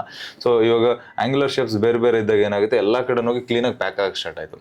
ಸೊ ಅವಾಗ ನಮ್ಗೆ ಏನಾಯ್ತು ಇವಾಗ ಎಮ್ ಸ್ಯಾಂಡ್ಗೂ ಸಿ ಸ್ಯಾಂಡ್ಗೂ ಕಂಪ್ಯಾರಿಸನ್ ಮಾಡಿದಾಗ ಸೊ ಇದು ಸ್ಟ್ರೆಂತ್ ಜಾಸ್ತಿ ಬರಕ್ ಸ್ಟಾರ್ಟ್ ಆಯ್ತು. ಅಂದ್ರೆ ನಾವು ಕ್ಯೂಬ್ ಟೆಸ್ಟ್ ಎಲ್ಲ ಮಾಡ್ತೀವಲ್ಲ 28 ಡೇಸ್ ಆದ್ಮೇಲೆ ನಾರ್ಮಲ್ ಟೆಸ್ಟ್ ಕ್ಯೂಬ್ ಟೆಸ್ಟ್ ಏನ್ ಮಾಡ್ತೀವಲ್ಲ ಅದರಲ್ಲಿ ಕಂಪ್ರೆಸಿವ್ ಸ್ಟ್ರೆಂತ್ ಏನೇನು ನಾವೆಲ್ಲ ಪ್ಲಾನ್ ಮಾಡ್ತೀವಿ ಅದರಲ್ಲಿ ಕಂಪೇರ್ ಟು ಎಮ್ ಸ್ಯಾಂಡ್ ಇದು ಸಿ ಸ್ಯಾಂಡ್ ಅಲ್ಲಿ ಜಾಸ್ತಿ ಸ್ಟ್ರೆಂತ್ ಬರಕ್ ಸ್ಟಾರ್ಟ್ ಆಯ್ತು. ಸೊ ಹಂಗಾಗಿ ಏನೋ ಅದು ಬೆಟರ್ ವೇ ನಾವ್ ಸ್ಟ್ರಕ್ಚರ್ ಯೂಸ್ ಮಾಡೋದಕ್ಕೆ ಅಂತ ಹೇಳಿ ಇಲ್ಲೇ ಕ್ವಶನ್ ಬರೋದು ಸರ್. ಈಗ ಸಿ ಸ್ಯಾಂಡ್ ಅಲ್ಲಿ ತುಂಬಾ ಜಾಸ್ತಿ ಸ್ಟ್ರೆಂತ್ ಇದೆ ಅಂತಂದ್ರೆ ಎಮ್ ಸ್ಯಾಂಡ್ ಬಳಸೋ ಜಾಗದಲ್ಲೆಲ್ಲ ಸಿ ಸ್ಯಾಂಡೇ ಬಳಸಬಹುದಲ್ಲ, ಯಾಕೆ ಮಾಡ್ಬೋದು ಸರ್? ಅಂದ್ರೆ ಇವಾಗ ನೀವು ಕೇಳ್ದಂಗೆ ಇವಾಗ ಫಾರ್ ಎಕ್ಸಾಂಪಲ್ ಗೋಡೆ ಕಟ್ಟೋದಕ್ಕೂ ಕೂಡ ಯೂಸ್ ಮಾಡ್ಬೋದು, ಈ ನಾರ್ಮಲ್ ಕಾಂಕ್ರೀಟ್ಗೂ ಯೂಸ್ ಮಾಡ್ಬೋದು. ಬಟ್ ನಮ್ಗೆ ಏನ್ ಪ್ರಾಬ್ಲಮ್ ಏನಾಗುತ್ತೆ ಅಂದ್ರೆ ಇವಾಗ ನೋಡಿ ಪ್ರೈಸಿಂಗ್ ಬಂದು ನಮಗೆ ಮೇಜರ್ ಪ್ರಾಬ್ಲಮ್ ಆಗೋದು ಏನಂತಂದ್ರೆ ಇವಾಗ ಟನ್ನೇಜ್ ಬಂದ್ಬಿಟ್ಟು ನಮಗೆ ಎಮ್ ಸ್ಯಾಂಡ್ ಬಂದ್ಬಿಟ್ಟು ನಮ್ಗೆ ಒಂದು 750 ರೂಪಾಯಿ 800 ರೂಪಾಯಿ ಆಯ್ತಂತ. ಎಮ್ ಸ್ಯಾಂಡ್ 750 800 ರೂಪಾಯಿ. ಸೊ ಸಿ ಸ್ಯಾಂಡ್ ನಮ್ಗೆ ಅದಕ್ಕೆ 150-200 ರೂಪಾಯಿ ಜಾಸ್ತಿ ಇರುತ್ತೆ. ಸಿ ಸ್ಯಾಂಡ್ ಯಾಕಂದ್ರೆ ಇನ್ನೂ ಸ್ವಲ್ಪ ಡಿಫ್ರೆಂಟ್ ಆಗಿ ಮ್ಯಾನುಫ್ಯಾಕ್ಚರ್ ಆಗಿರುತ್ತೆ, ಆಮೇಲೆ ಅದು ಜಾಸ್ತಿ ಸಪ್ಲೈ ಹೋಗಲ್ಲ. ಸೊ ಅವಾಗ ಏನಾಗುತ್ತೆ ನಮ್ಗೆ ಓವರ್ ಆಲ್ ಎಲ್ಲ ಕನ್ಸ್ಟ್ರಕ್ಷನ್ ಅದೇ ಯೂಸ್ ಮಾಡಿದ್ವಿ ಅಂತ ಹೇಳಿದ್ರೆ ನಮ್ಗೆ ಸ್ವಲ್ಪ ಪ್ರೈಸಿಂಗ್ ಜಾಸ್ತಿ ಆಗುತ್ತೆ. ಇದೊಂದು ಆಮೇಲೆ ಎಷ್ಟು ಜನ ಯೋಚನೆ ಮಾಡ್ಬೋದು ಏನ್ ತುಂಬಾ ಡಿಫ್ರೆನ್ಸ್ ಏನಾಗಲ್ಲ ನಮ್ಗೆ ತುಂಬಾ ಬಟ್ ಏನಾದ್ರೆ ಆಕ್ಚುಲಿ ರಿಕ್ವೈರ್ಮೆಂಟ್ ಇಲ್ಲ, ಬೇಕಾಗಿಲ್ಲ. ಏನಕ್ಕೆ ಅಂತಂದ್ರೆ ನೋಡಿ ಸರ್ ನಮಗೆ ಮೇಸನ್ರಿ ವರ್ಕ್ ಆಗ್ಬೋದು, ಮತ್ತೆ ಗೋಡೆ ಕಟ್ಟೋದಾಗ್ಬೋದು, ಆಮೇಲೆ ಪಾಯ ಕಟ್ಟೋದಾಗ್ಬೋದು, ಇದ್ರಲ್ಲೆಲ್ಲ ಆಮೇಲೆ ನಾರ್ಮಲ್ ಕೆಳಗಡೆ ಫೂಟಿಂಗ್ ಕಾಂಕ್ರೀಟ್ ಎಲ್ಲ ಹಾಕ್ತೀವಿ ನೋಡಿ. ಅಂದ್ರೆ ಫೂಟಿಂಗ್ ಕಾಂಕ್ರೀಟ್ ಅಂದ್ರೆ PCC ಹಾಕೋದು, ಅಂದ್ರೆ ದಬ್ಜಲ್ಲಿ ಕಾಂಕ್ರೀಟ್ ಫ್ಲಾಟ್ ಮಾಡೋದು, ಇಂಥದಕ್ಕೆಲ್ಲ ನಾವು ಎಮ್ ಸ್ಯಾಂಡ್ ಪ್ರಿಫರಬಲಿ ಬೆಸ್ಟ್. ಏನಕ್ಕೆ ನೋಡಿ ಸರ್ ಇವಾಗ ನಮ್ಗೆ ಇದ್ರದ್ದು ಕ್ಯಾರೆಕ್ಟರಿಸ್ಟಿಕ್ ಇರೋದೇನು ಏರ್ ವೈಟ್ಸ್ ನ ಪ್ಯಾಕ್ ಆಗ್ಲಿ ಅಂತ ಅನ್ನೋದು. ಸೊ ಇವಾಗ ನಾವು ಗೋಡೆ ಕಟ್ಟಬೇಕಾದ್ರೆ ಬ್ಲಾಕ್ ಗೆ ಏರ್ ವೈಟ್ಸ್ ಎಲ್ಲೂ ಬರಲ್ಲ, ಅದೇ ಬರೀ ಎಮ್ ಸ್ಯಾಂಡ್ ಮತ್ತೆ ಸಿಮೆಂಟ್ ಎರಡೇ ಮಿಕ್ಸ್ ಆಗೋದು. ಸೊ ಅದು ನಮ್ಗೆ ಪೇಸ್ಟ್ ತರ ರೆಡಿ ಆಗುತ್ತೆ, ಅದ್ರೊಳಗಡೆ ಕಲ್ಲು ಗ್ಯಾಪ್ಸ್ ಅಂತ ಬರಲ್ಲ. ಹಾಗಾಗಿ ಅಲ್ಲಿ ಸಿ ಸ್ಯಾಂಡ್ ಬೇಕಾಗಿಲ್ಲ ನಮಗೆ. ಆಮೇಲೆ ನಮ್ಗೆ ಜಾಸ್ತಿ ರಫ್ ಇತ್ತಂದ್ರೆ ಕಟ್ಟಕ್ಕೂ ಸ್ವಲ್ಪ ಕಷ್ಟ, ಸ್ವಲ್ಪ ಇದೇನಂದ್ರೆ ಸ್ವಲ್ಪ ಸ್ಟಿಕ್ಕಿ ಆಗತ್ತೆ, ಅಂದ್ರೆ ಸ್ವಲ್ಪ ಗ್ರಿಪ್ ಆಗಿ ಹಿಡ್ಕೊಳ್ಳುತ್ತೆ. ಯಾವ್ದು ಬ್ಲಾಕ್ ವರ್ಕ್ ಮಾಡ್ಕೊಂಡು ಹೋದ್ವಿ ಇಲ್ಲ ಬ್ರಿಕ್ ವರ್ಕ್ ಮಾಡ್ಕೊಂಡು ಹೋದ್ವಿ ಅಂತಂದ್ರೆ. ಸೊ ಹಂಗಾಗಿ ನಮ್ಗೆ ಮೇಸನ್ರಿ ವರ್ಕ್ ಎಲ್ಲದಕ್ಕೂ ಕೂಡ ಎಮ್ ಸ್ಯಾಂಡ್ ಯೂಸ್ ಮಾಡ್ಕೊಂಡು, ಸೊ ಸ್ಟ್ರಕ್ಚರಲ್ ವರ್ಕಿಗೆ ಅಂದ್ರೆ ಕಾಂಕ್ರೀಟ್ ವರ್ಕಿಗೆ ಎಲ್ಲದಕ್ಕೂ ಕೂಡ ನಾವು ಕಾಂಕ್ರೀಟ್ ಸ್ಯಾಂಡ್ ಯೂಸ್ ಮಾಡ್ಬೋದು, ಸಿ ಸ್ಯಾಂಡ್ ಅನ್ನ ಯೂಸ್ ಮಾಡಬಹುದು. ಇಲ್ಲೇ ಬರೋದು P sand. What is P sand? Sir P sand ಅಂತಂದ್ರೆ ಅಗೇನ್ ಇದೆರಡಕ್ಕೂ ಕೂಡ ನೆಕ್ಸ್ಟ್ ಲೆವೆಲ್ ಅಂತ ಹೇಳ್ಬೋದು. ಅಂದ್ರೆ ಇದೇನಂತಂದ್ರೆ ಸೊ ಇದು ತುಂಬಾ ಸಣ್ಣಕ್ಕಿರುತ್ತೆ. ಸೊ ಸೈಜ್ ವೈಸ್ ಪಿ ಅಂದ್ರೇನೆ ಪ್ಲಾಸ್ಟರಿಂಗ್ ಅಂತ, ಸಿ ಅಂದ್ರೆ ಕಾಂಕ್ರೀಟ್ ಅಂತ ಹೇಳಿ, ಎಂ ಅಂದ್ರೆ ಮ್ಯಾನುಫ್ಯಾಕ್ಚರ್ಡ್ ಅದು ಮೇಸನ್ರಿಗೆ ಅಂತಂತೂ ಈಗ ಮೇಸನ್ರಿಗೆ ಅಂತ ಮೇಸನ್ರಿ ಸ್ಯಾಂಡ್ ಅಂತ ಕರಿಬಹುದು. ಸರಿ ಓಕೆ. ಸೊ ಆಟೋಮೆಟಿಕ್ ಆಗಿ ನಮ್ಗೆ ಗೊತ್ತಾಗ್ಬಿಡುತ್ತೆ. ಸೊ ಪಿ ಸ್ಯಾಂಡ್ ಅಂತಂದ್ರೆ ಸರ್ ನಮಗೆ ಇದು ಫೈನ್ ಪಾರ್ಟಿಕಲ್ ಏನೋ ತುಂಬಾ ತಿನ್ನಾಗಿರುತ್ತೆ. ಸೊ ಇದನ್ನ ಏನಕ್ಕೆ ಅಂತಂದ್ರೆ ಇವಾಗ ಪ್ಲಾಸ್ಟಿಂಗ್ ಎಲ್ಲಾನು ಕೂಡ ಯೂಸ್ ಮಾಡ್ತೀವಿ. ಸೊ ಮೇನ್ ಥಿಂಗ್ ನೋಡಿ ಸರ್ ನಾವು ಪ್ಲಾಸ್ಟಿಂಗ್ ಮಾಡೋ ಪರ್ಪಸ್ ಬಂದ್ಬಿಟ್ಟು ಏನಂತ ನಮಗೆ ಫಿನಿಶಿಂಗ್ ನೀಟಾಗಿರ್ಲಿ. ಸೊ ಫಸ್ಟ್ ಎಲ್ಲ ಪ್ಲಾಸ್ಟಿಂಗ್ ಇರ್ತಾ ಇರ್ಲಿಲ್ಲ, ಅಂದ್ರೆ ಹಂಗಂಗೆ ಬ್ಲಾಕ್ ವರ್ಕ್ ಆಗಿದ್ರೆ ಸಾಕನಾಗಿರ್ತಾ ಇತ್ತು. ಇವಾಗ ಪ್ಲಾಸ್ಟಿಂಗ್ ಬಂದಿದೀವಿ, ಪ್ಲಾಸ್ಟಿಂಗ್ ಮೇಲೆ ಎಮ್ ಸ್ಯಾಂಡ್ ಅಲ್ಲೂ ಪ್ಲಾಸ್ಟಿಂಗ್ ಮಾಡ್ಬೋದು. ಎಷ್ಟೊಂದ್ ಜನ ಅನ್ಕೊಂಡವ್ರೆ ಎಮ್ ಸ್ಯಾಂಡ್ ಅಲ್ಲಿ ಪ್ಲಾಸ್ಟಿಂಗ್ ಮಾಡಕ್ ಹೌದು ಸರ್, ಡೌಟ್ ಅದ್ರಲ್ಲೂ ಕೇಳೋಣ ಅನ್ಕೊಂಡೆ ಎಮ್ ಸ್ಯಾಂಡ್ ತಂದ್ಬಿಟ್ಟು ಪ್ಲಾಸ್ಟಿಂಗ್ ಮಾಡಬಹುದು ಅಂದ್ರೆ ಅಷ್ಟು ಫಿನಿಶಿಂಗ್ ಬರಲ್ಲ, ಓನ್ಲಿ ಫಿನಿಶಿಂಗ್ ಮಾತ್ರ ಡಿಫರೆನ್ಸ್ ಬರಲ್ಲ. ಹೌದು. ಆಮೇಲೆ ನಮ್ಗೆ ಏನಂದ್ರೆ ಮೆಟೀರಿಯಲ್ ಜಾಸ್ತಿ ವೇಸ್ಟ್ ಆಗುತ್ತೆ. ಅಂದ್ರೆ ಒಂದ್ ಗೋಡೆ ಮಾಡೋದಕ್ಕೆ ಏನ್ ಟೈಮ್ ತಗೊಳುತ್ತಲ್ಲ. ಸೊ ಅದೇ ಪ್ಲಾಸ್ಟಿಂಗ್ ಸ್ಯಾಂಡಲ್ ಮಾಡೋನು 2 ಗೋಡೆ ಮಾಡೋ ಒಬ್ಬ ಮೇಸನ್ನು, ಸೊ ಅದು ನಾರ್ಮಲ್ ಎಮ್ ಸ್ಯಾಂಡಲ್ ಮಾಡೋದಂದ್ರೆ ಒಂದಿನಕ್ಕೆ ಒಂದೇ ಗೋಡೆನೆ ಮಾಡಬೇಕು. ಯಾಕಂದ್ರೆ ಜಾಸ್ತಿ ಉಜ್ಜಿ ಅದರಲ್ಲಿ ಅಳುಗಳೆಲ್ಲ ತೆಗಿಬೇಕು. ಆಮೇಲೆ ತುಂಬಾ ರಫ್ನೆಸ್ ಬಂದ್ಬಿಟ್ಟು ಇಲ್ಲಿ ಉಳ್ಸಕ್ ಹೋದ್ರೆ ಅಲ್ಲಿ ಖರ್ಚಾಗುತ್ತೆ ಅಲ್ವಾ? ಇದು ಇಂಪಾರ್ಟೆಂಟ್. ಆಮೇಲೆ ಫಿನಿಶಿಂಗ್ ನೀಟಾಗಿ ಬರಲ್ಲ. ಹಂಗಾಗಿ ನಾವು ಏನಂದ್ರೆ ಪ್ಲಾಸ್ಟಿಂಗ್ ಸಣ್ಣ ಪ್ಲಾಸ್ಟಿಂಗ್ ಅಂತ ಯೂಸ್ ಮಾಡ್ಬೇಕಾಗತ್ತೆ. ಫಿನಿಶಿಂಗ್ ನೀಟಾಗಿ ಬರುತ್ತೆ, ಥಿಕ್ನೆಸ್ ತುಂಬಾ ಫೈನ್ ಆಗಿರೋದ್ರಿಂದ. ಸೊ ನಮ್ಗೆ ಏನಂತಂದ್ರೆ ಏನೋ ಜಾಸ್ತಿ ಸಿಲ್ಟ್ ಕಂಟೆಂಟ್ ಕೂಡ ಕಮ್ಮಿ ಇರುತ್ತೆ ಅದ್ರಲ್ಲಿ, ಅಂದ್ರೆ ಪ್ಯೂರ್ ಆಗಿರುತ್ತೆ ಅಂತ ಹೇಳ್ಬೋದು.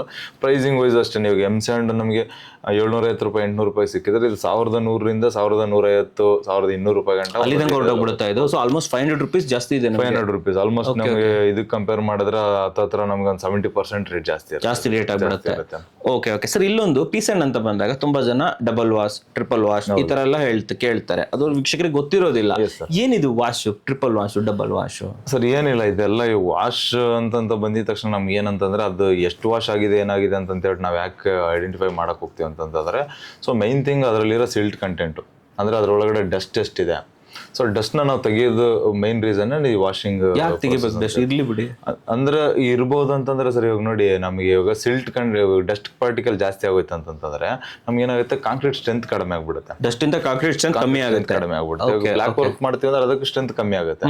ಅಂದ್ರೆ ಅದ್ರೊಳಗಡೆ ಅನ್ವಾಂಟೆಡ್ ಪಾರ್ಟಿಕಲ್ ಅದು. ಸೊ ಡಸ್ಟ್ ಅನ್ನೋದು ಅನ್ವಾಂಟೆಡ್ ಪಾರ್ಟಿಕಲ್ ಅದೇನಂತಂದ್ರೆ ಅದಕ್ಕೆ ಅದೇನು ಇವಾಗ ವ್ಯಾಲ್ಯೂ ಆಡ್ ಏನು ಮಾಡಲ್ಲ ಅದು. ಸೊ ಹಂಗಾಗಿ ನಮ್ಗೆ ಏನಂತಂದ್ರೆ ಈಗ ಮರಳಲ್ಲೂ ಅಷ್ಟೇನೆ, ಬರೀ ಇವಾಗ ಎಮ್ ಸ್ಯಾಂಡಲ್ ಅಷ್ಟೆಲ್ಲ, ಮರಳಲ್ಲೂ ಯೂಸ್ ಮಾಡ್ಬೇಕಾದ್ರೂ ಕೂಡ ಅದರಲ್ಲೂ ಕೂಡ ಸ್ವಲ್ಪ ಮಡ್ ಕಂಟೆಂಟ್ ಅಂತ ಹೇಳ್ತಾರೆ. ಇದು ಸೇಮ್ ಅದೇ ತರ ಮಡ್ಡಿದಂಗೆ ಇಲ್ಲಿ ಡಸ್ಟ್ ಇರಬಾರ್ದು, ಡಸ್ಟ್ ಇರಬಾರ್ದು. ಡಸ್ಟ್ ಏನಾದ್ರು ನಮ್ಗೆ ಇವಾಗ ನಾರ್ಮಲ್ ಇವಾಗ ಕ್ಯಾಲ್ಕುಲೇಷನ್ ಪ್ರಕಾರ ನಮ್ಗೆ ಲೆಸ್ ದನ್ 3% ಇರಬೇಕು. ಸೊ ಯಾವ್ದ್ರಲ್ಲಿ ಇವಾಗ ನಾವು ಹೈಯರ್ ಸ್ಟ್ಯಾಂಡರ್ಡ್ ಪ್ರಕಾರ ಮಾತಾಡೋದಾದ್ರೆ ಸೊ ಎಲ್ಲಾದ್ರಲ್ಲೂ ಕೂಡ ಲೆಸ್ ದನ್ 3% ಇರ್ಬೇಕು. ಸೊ ಕೆಲವೊಂದ್ ಕಡೆ ಏನಾಗ್ಬಿಡುತ್ತೆ, ಅದು ಇವಾಗ ಆ ವಾಶ್ ಆ 3% ಯಾವಾಗ ಅರೈವ್ ಆಗ್ತದೆ ಅಂತಂದ್ರೆ ಆಫ್ಟರ್ ಸೆಕೆಂಡ್ ವಾಶ್ ಮಾಡ್ಬೇಕು. ಅಂದ್ರೆ ಡಿಫ್ರೆಂಟ್ ಮೆಥಡ್ಸ್ ಇದೆ ಸರ್ ಅದರಲ್ಲಿ. ವಾಶ್ ಅಂತಂದ್ರೆ ಏರ್ ಫಿಲ್ಟರ್ ವಾಶಸ್ ಇರುತ್ತೆ. ಸೊ ಅಂದ್ರೆ ವಾಶ್ ಅಂದ ತಕ್ಷಣ ಕುತ್ಕೊಂಡು ತೊಳೆಯಲ್ಲ. ಮತ್ತೆ ಹೆಂಗ್ ವಾಶ್ ಮಾಡ್ತಾರೆ ಅದು? ಅಂದ್ರೆ ಅದು ಡಿಫ್ರೆಂಟ್ ಪ್ರೋಸೆಸ್ ಇದೆ. ಸೊ ಅದು ಏನಂತಂದ್ರೆ ಅದ್ರಲ್ಲಿ ಡಸ್ಟ್ ಪಾರ್ಟಿಕಲ್ ರಿಮೂವ್ ಮಾಡಕ್ ಮೆಥಡ್ಸ್ ಅದು. ಜಸ್ಟ್ ಏನಂತ ಹೇಳಿದ್ರೆ ನಮಗೆ ಸಿಲ್ಟ್ ನ ತೆಗಿಯೋದಕ್ಕೆ ಅಂತ ಹೇಳಿ ನಮ್ಗೆ 2 ಸತಿ ಇವಾಗ ನೋಡಿ, ಇವಾಗ ಏರ್ ವಾಶ್ ಮಾಡೋದು ಅಂತ ಇಟ್ಕೊಳ್ಳಿ, ಡಸ್ಟ್ ಆಚೆ ಹೋಗ್ಬಿಡುತ್ತೆ. ಯಾಕಂದ್ರೆ ಲೂಸ್ ವೈಟ್ ಇರಲ್ವಲ್ಲ, ಅದಕ್ಕೆ ಡಸ್ಟ್ ಎಲ್ಲ ಕ್ಲಿಯರ್ ಆಗುತ್ತೆ. ಅವಾಗ ನಮ್ಗೆ ಕ್ವಾಲಿಟಿ ಚೆನ್ನಾಗಿ ಹೋಗುತ್ತೆ. ಹಂಗಾಗಿ ಎಲ್ಲ ನಾವು ಏನಂತಂದ್ರೆ ಡಬಲ್ ವಾಶ್ ಅಂದ್ರೆ ಚೆನ್ನಾಗಿರುತ್ತೆ, 2 ಸತಿ ವಾಶ್ ಆಗಿರುತ್ತೆ ಅಂತ ಹೇಳ್ಬಿಟ್ಟು. ಇದು double wash, triple wash. But ಅದಕ್ಕೆ ರೇಟ್ ಚೇಂಜ್ ಆಗುತ್ತೆ, ರೇಟ್ ಜಾಸ್ತಿ ಆಗುತ್ತೆ ಸರ್. ಸೊ ನಾವು ಎಷ್ಟು ವಾಶ್ ಹೋಗ್ತೀವಿ ಅಷ್ಟು ರೇಟ್ ಜಾಸ್ತಿ ಆಗುತ್ತೆ. ಓಕೆ. ಆಮೇಲೆ ಮ್ಯಾಕ್ಸಿಮಮ್ ಏನಂತಂದ್ರೆ ಸರ್, ಪ್ರಿಫರಬಲ್ ಸಪ್ಲೈಯರ್ಸ್ ಹತ್ರನು ನಾವು ಮನೆ ಕಟ್ಟಬೇಕಾದ್ರೆ ಏನಂತಂದ್ರೆ, ಸೊ ಇವಾಗ ಡಬಲ್ ವಾಶ್ ಬೇಸಿಕ್ ಆಗಿ ಹೋಗಿದೆ. ಡಬಲ್ ವಾಶ್ ಮಾಮೂಲಿ ಬೇಸಿಕ್. ಅದನ್ನ ಬಿಟ್ಟು ನಾವೇನೋ ನಾರ್ಮಲ್ ಈಗ ಮೆಟೀರಿಯಲ್ ಸಪ್ಲೈಯರ್ ಬಂದಾಗ ಏನೋ ಪಿಚ್ ಮಾಡಿದ್ರು, ಸರ್ ಇಲ್ಲ ನಮ್ಗೆ ಸಿಂಗಲ್ ವಾಶ್ ಸಿಗುತ್ತೆ, ಡಬಲ್ ವಾಶ್ ಸಿಗುತ್ತೆ. ಸೊ ನಾವು ಆಸ್ ಎ ಕಸ್ಟಮರ್ ನಾವೇನ್ ನೋಡ್ತೀವಿ, ಜಸ್ಟ್ ನಮಗೆ ಕಡಿಮೆ ಯಾವ್ದು ಸಿಗುತ್ತೆ ಅದು ಎಮ್ ಸ್ಯಾಂಡ್, ಇದು ಎಮ್ ಸ್ಯಾಂಡ್ ಅಂತ ಅನ್ಕೊಂತೀವಿ. ಬಟ್ ಅಗೇನ್ ಅದ್ರೊಳಗಡೆ ಸಿಲ್ಟ್ ಕಂಟೆಂಟ್ ಎಷ್ಟಿದೆ, ಸೊ ಅದರೊಳಗಡೆ ಡಸ್ಟ್ ಪಾರ್ಟಿಕಲ್ ಎಷ್ಟಿದೆ. ಅವಾಗ ಇದು ಸಿಲ್ಟ್ ಅಂತಿದ್ದೀರಲ್ಲ, ಸಿಲ್ಟ್ ಇಂದ ಏನ್ ಸಮಸ್ಯೆ ಏನು ನಮ್ಗೆ? ಅಂದ್ರೆ ಸರ್ ನಮ್ಗೆ ಸ್ಟ್ರೆಂತ್ ವೀಕ್ ಮಾಡ್ಬಿಡುತ್ತೆ. ಅಂಡ್ ಅದಾದ್ಮೇಲೆ ಅದಕ್ಕೆ ಇವಾಗ ನೋಡಿ, ಇವಾಗ ಒಂದಿಷ್ಟು ಕ್ವಾಲಿಟಿ ಎಮ್ ಸ್ಯಾಂಡ್ ಇರ್ಬೇಕು ಅನ್ನೋದ್ರ ಜೊತೆ ಸ್ವಲ್ಪ ಸಿಲ್ಟ್ ಇತ್ತು ಅಂತಂದ್ರೆ ಅದು ಪ್ರಾಪರ್ ಬೈಂಡೇ ಆಗಲ್ಲ, ಅದು ಹಿಡ್ಕೊಳಕ್ ಬಿಡಲ್ಲ ಅದು. ಸೊ ಅವಾಗ ಏನಾಗುತ್ತೆ, ಅದು ಸ್ಟ್ರೆಂತ್ ವೀಕ್ ಆಗೋಗುತ್ತೆ. ಆಮೇಲೆ ಮೋಲ್ಡ್ ಹಾಕಿರ್ತೀವಿ, ಸಿಲ್ಟ್ ಜಾಸ್ತಿ ಇತ್ತು, ಸೊ ಲೀಕೇಜ್ ಸ್ಟಾರ್ಟ್ ಆಗೋಗ್ಬಿಡುತ್ತೆ. ಆಮೇಲೆ ಏರ್ ಸ್ಟಾರ್ಟ್ ಆಗೋಗ್ಬಿಡುತ್ತೆ. ಸೊ ಹಂಗಾಗಿ ಸಿಲ್ಟ್ ಮೇಜರ್ ರೋಲ್ ತಗೊಳುತ್ತೆ. Okay super sir. Next question ಬಂದ್ಬಿಟ್ಟು, ಸೊ ಒಂದು ನಾವು ಮನೆ ಕಟ್ತಾ ಇದ್ದೀವಿ, ಕನ್ಸ್ಟ್ರಕ್ಷನ್ ಸ್ಟಾರ್ಟ್ ಮಾಡ್ತಾ ಇದ್ದೇವೆ. ಸೊ ಸ್ಟೋರೇಜ್ ಇವತ್ತೇನೋ ಸ್ವಲ್ಪ ರೇಟ್ ಕಮ್ಮಿ ಇದೆ ಅಂತ ಹೇಳ್ಬಿಟ್ಟು ಎಲ್ಲಾ ಲೋಡ್ ತಂದು ಹಾಕೊಳ್ಳೋದು ಒಳ್ಳೇದಾ? ಆ ಸಮಯಕ್ಕೆ ತಕ್ಕಾಗಿ ನಾವು ತಂದು ಸ್ಟೋರ್ ಮಾಡ್ಕೊಳ್ಳೋದು ಪ್ರಾಪರ್? ಯಾವ್ದೇ ಇರ್ಬೋದು, M sand, P sand. Sir ಅದ್ರಲ್ಲಿ ಏನಂತ ಹೇಳಿದ್ರೆ ನೋಡಿ ಸರ್, ಒಂದೇ ಸತಿ ತಂದು ಸ್ಟೋರ್ ಮಾಡೋದು ಕೂಡ ನನ್ನ ಪ್ರಕಾರ it is not preferably okay. ಯಾಕಂತಂದ್ರೆ ನಾನು ಯಾಕೆ ಬೇಡ ಅಂತೀನಿ ಅಂತ ಹೇಳಿದ್ರೆ, ಸೊ ಅದು ತುಂಬಾ ಲಾಟ್ ಒಂದೇ ಸತಿ ಹಾಕಿದ್ವಿ ಅಂತ ಇಟ್ಕೊಳ್ಳಿ, ಸೊ ನಮಗೆ ಸ್ಪೇಸ್ ಒಂದು ಆಕ್ಯುಪೈ ಆಗ್ಬಿಡುತ್ತೆ. ಆಮೇಲೆ ಅದೇನಾಗುತ್ತೆ ಅಂತ ಹೇಳಿದ್ರೆ, ಸೊ ನಮಗೆ ಯೂಸ್ ಮಾಡ್ತಾ ಏನಾಗ್ತಾರೆ, ವೇಸ್ಟೇಜ್ ಜಾಸ್ತಿ ಜಾಸ್ತಿ ದಿನ ಒಂದೇ ಕಡೆ ಡಂಪ್ ಆಡ್ತಾರ. ಸೊ ಲೇಯರ್ ಜಾಸ್ತಿ ದಪ್ಪಕ್ಕೆ ಬೆಳ್ಕೊಳ್ಳುತ್ತೆ, ಕೆಳಗಡೆ ಎಷ್ಟು ಅಗ್ಲಿಕ್ಕೆ ಇರುತ್ತೆ.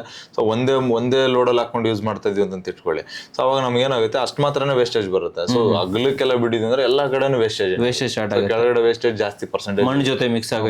ಇಲ್ಲೇನು ನಾವು ಒಂದೇ ಸತಿ ರೇಟಲ್ಲಿ ತೊಗೊಂಬರಕಂತ ಹೋಗ್ತೀವಿ, ಅದ್ರಲ್ಲಿ ಆಟೋಮೆಟಿಕ್ ಆಗಿ ಹೋಗ್ಬಿಡುತ್ತೆ. ಆಮೇಲೆ ನಮ್ಗೆ ಏನಾಗುತ್ತೆ ಅಂದ್ರೆ ಸರ್, ಅದು ಜಾಸ್ತಿ ಒಣಗಿನೂ ಕೂಡ ಎಮ್ ಸ್ಯಾಂಡ್ ಕೂಡ ಸ್ವಲ್ಪ ಅಂದ್ರೆ ಅದರಿಂದ ಕ್ವಾಲಿಟಿ ಚೇಂಜ್ ಆಗುತ್ತೆ ಅನ್ನೋದಕ್ಕಿಂತ ಸ್ವಲ್ಪ ಹಾರ್ಡನ್ ಆಗಕ್ಕೆ ಸ್ಟಾರ್ಟ್ ಆಗುತ್ತೆ.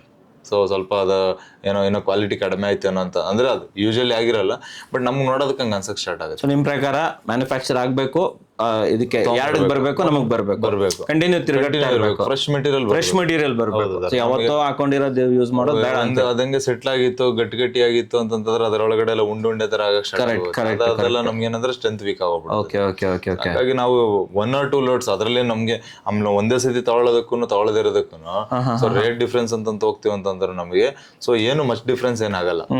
ಸೊ ಯಾಕಂತಂದ್ರೆ ನಾವು M70 ತುಂಬಾ ವೇರಿ ಆಗಲ್ಲ.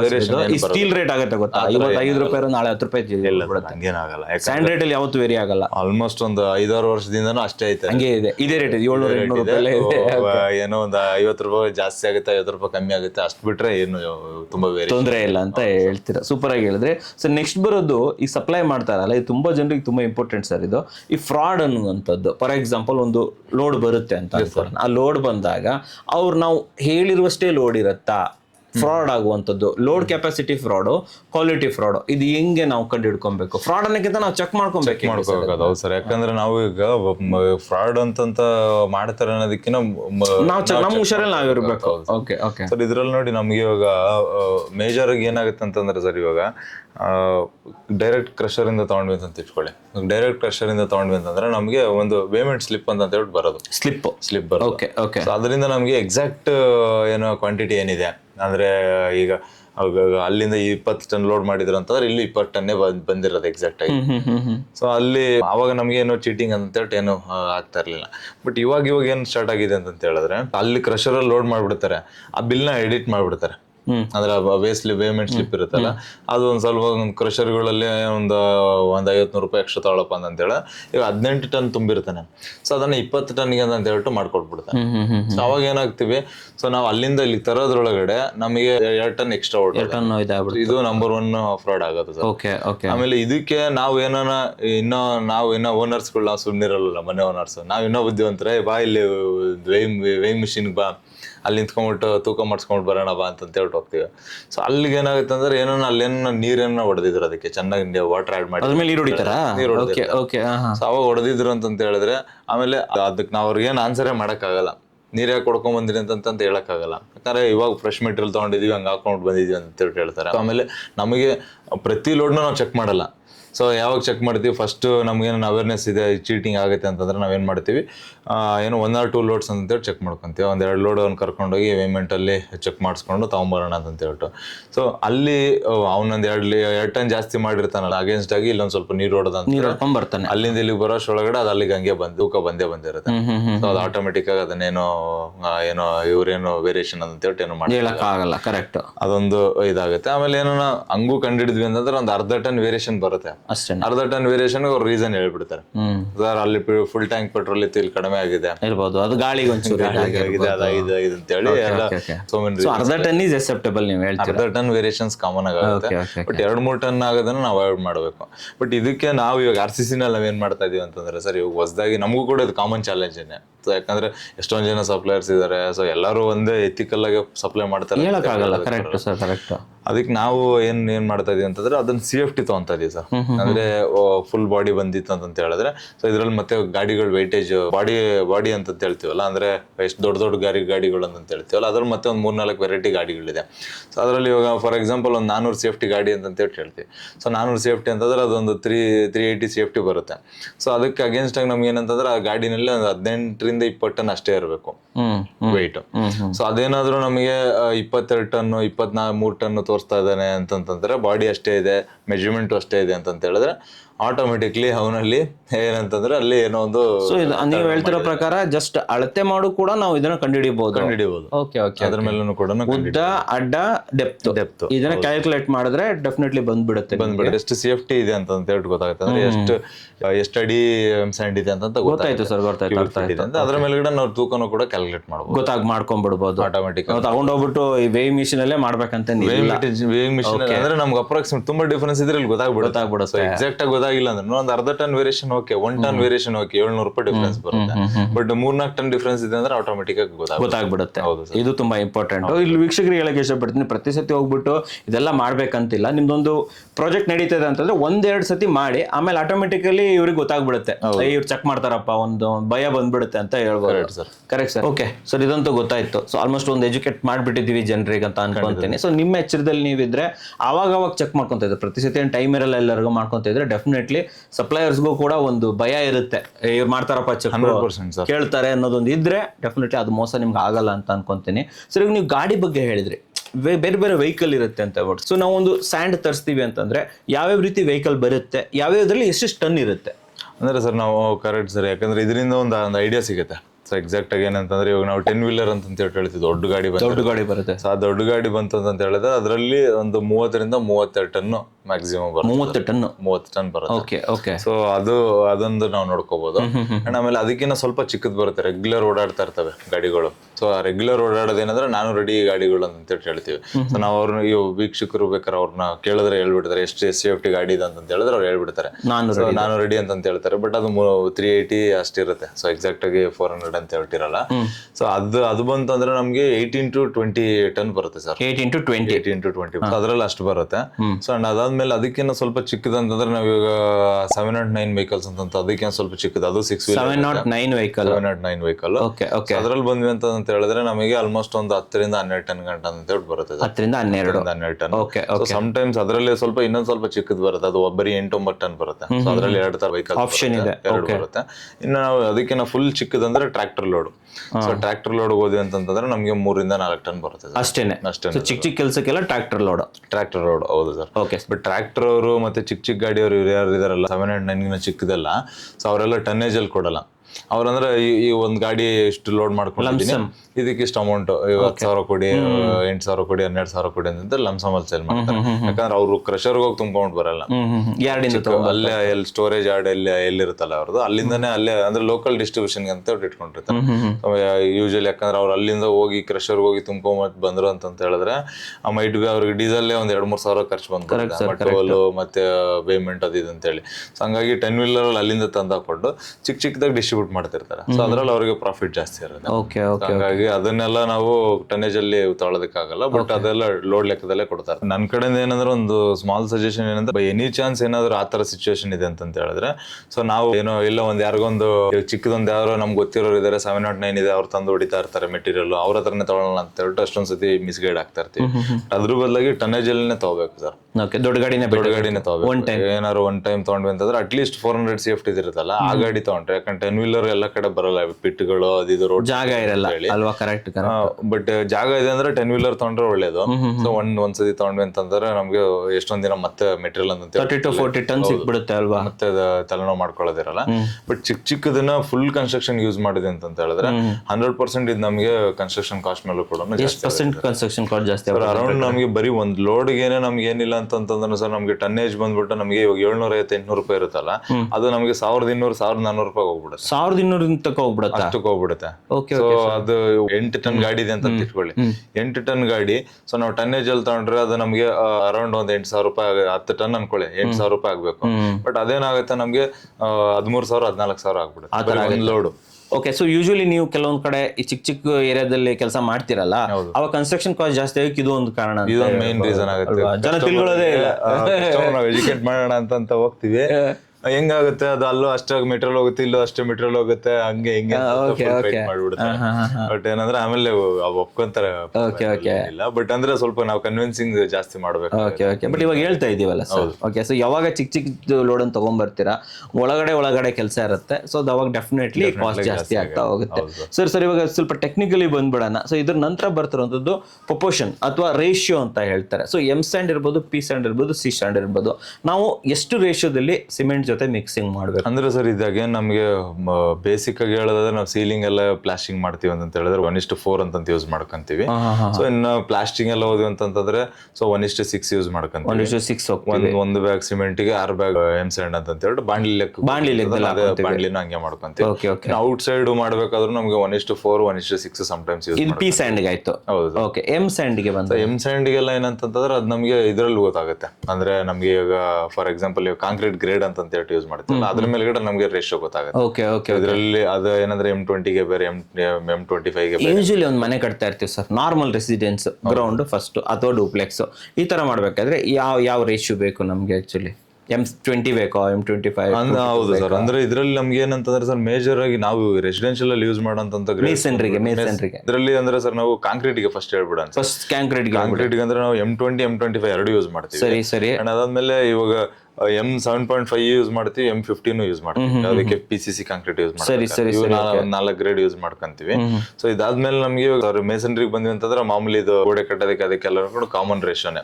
ಅಂದ್ರೆ ಇವಾಗ ನಾವೇನು 1:4 1:6 ಏನು ಸೇಮ್ ಅದೇ ರೇಷಿಯೋನೆ. ಪ್ಲಾಸ್ಟಿಂಗ್ ಆಗ್ಲಿ ಮತ್ತೆ ಮೇಸನ್ರಿ ಆಗ್ಲಿ ಅದೆಲ್ಲ ಕಾಮನ್ ಆಗಿ ಬರುತ್ತೆ. ಬಟ್ ಇದನ್ನು ಮತ್ತೆ ಲಿಸ್ಟ್ ಮಾಡಿದೀವಿ, ನೆಕ್ಸ್ಟ್ ವಿಡಿಯೋದಲ್ಲಿ ಮಾತಾಡೋಣ ಸರ್. ಅದನ್ನೇ ಒಂದು ಸಪರೇಟ್ ಆಗಿ ಫುಲ್ ರೇಷಿಯೋಗಳದೇನೆ ಎಲ್ಲ ಲಿಸ್ಟ್ ಮಾಡ್ಕೊಂಡು. ಸೊ ಕಾಂಕ್ರೀಟ್ಸ್ ರೇಷಿಯೋಸ್ ಏನಿರುತ್ತೆ ನಿಮ್ಗೆ?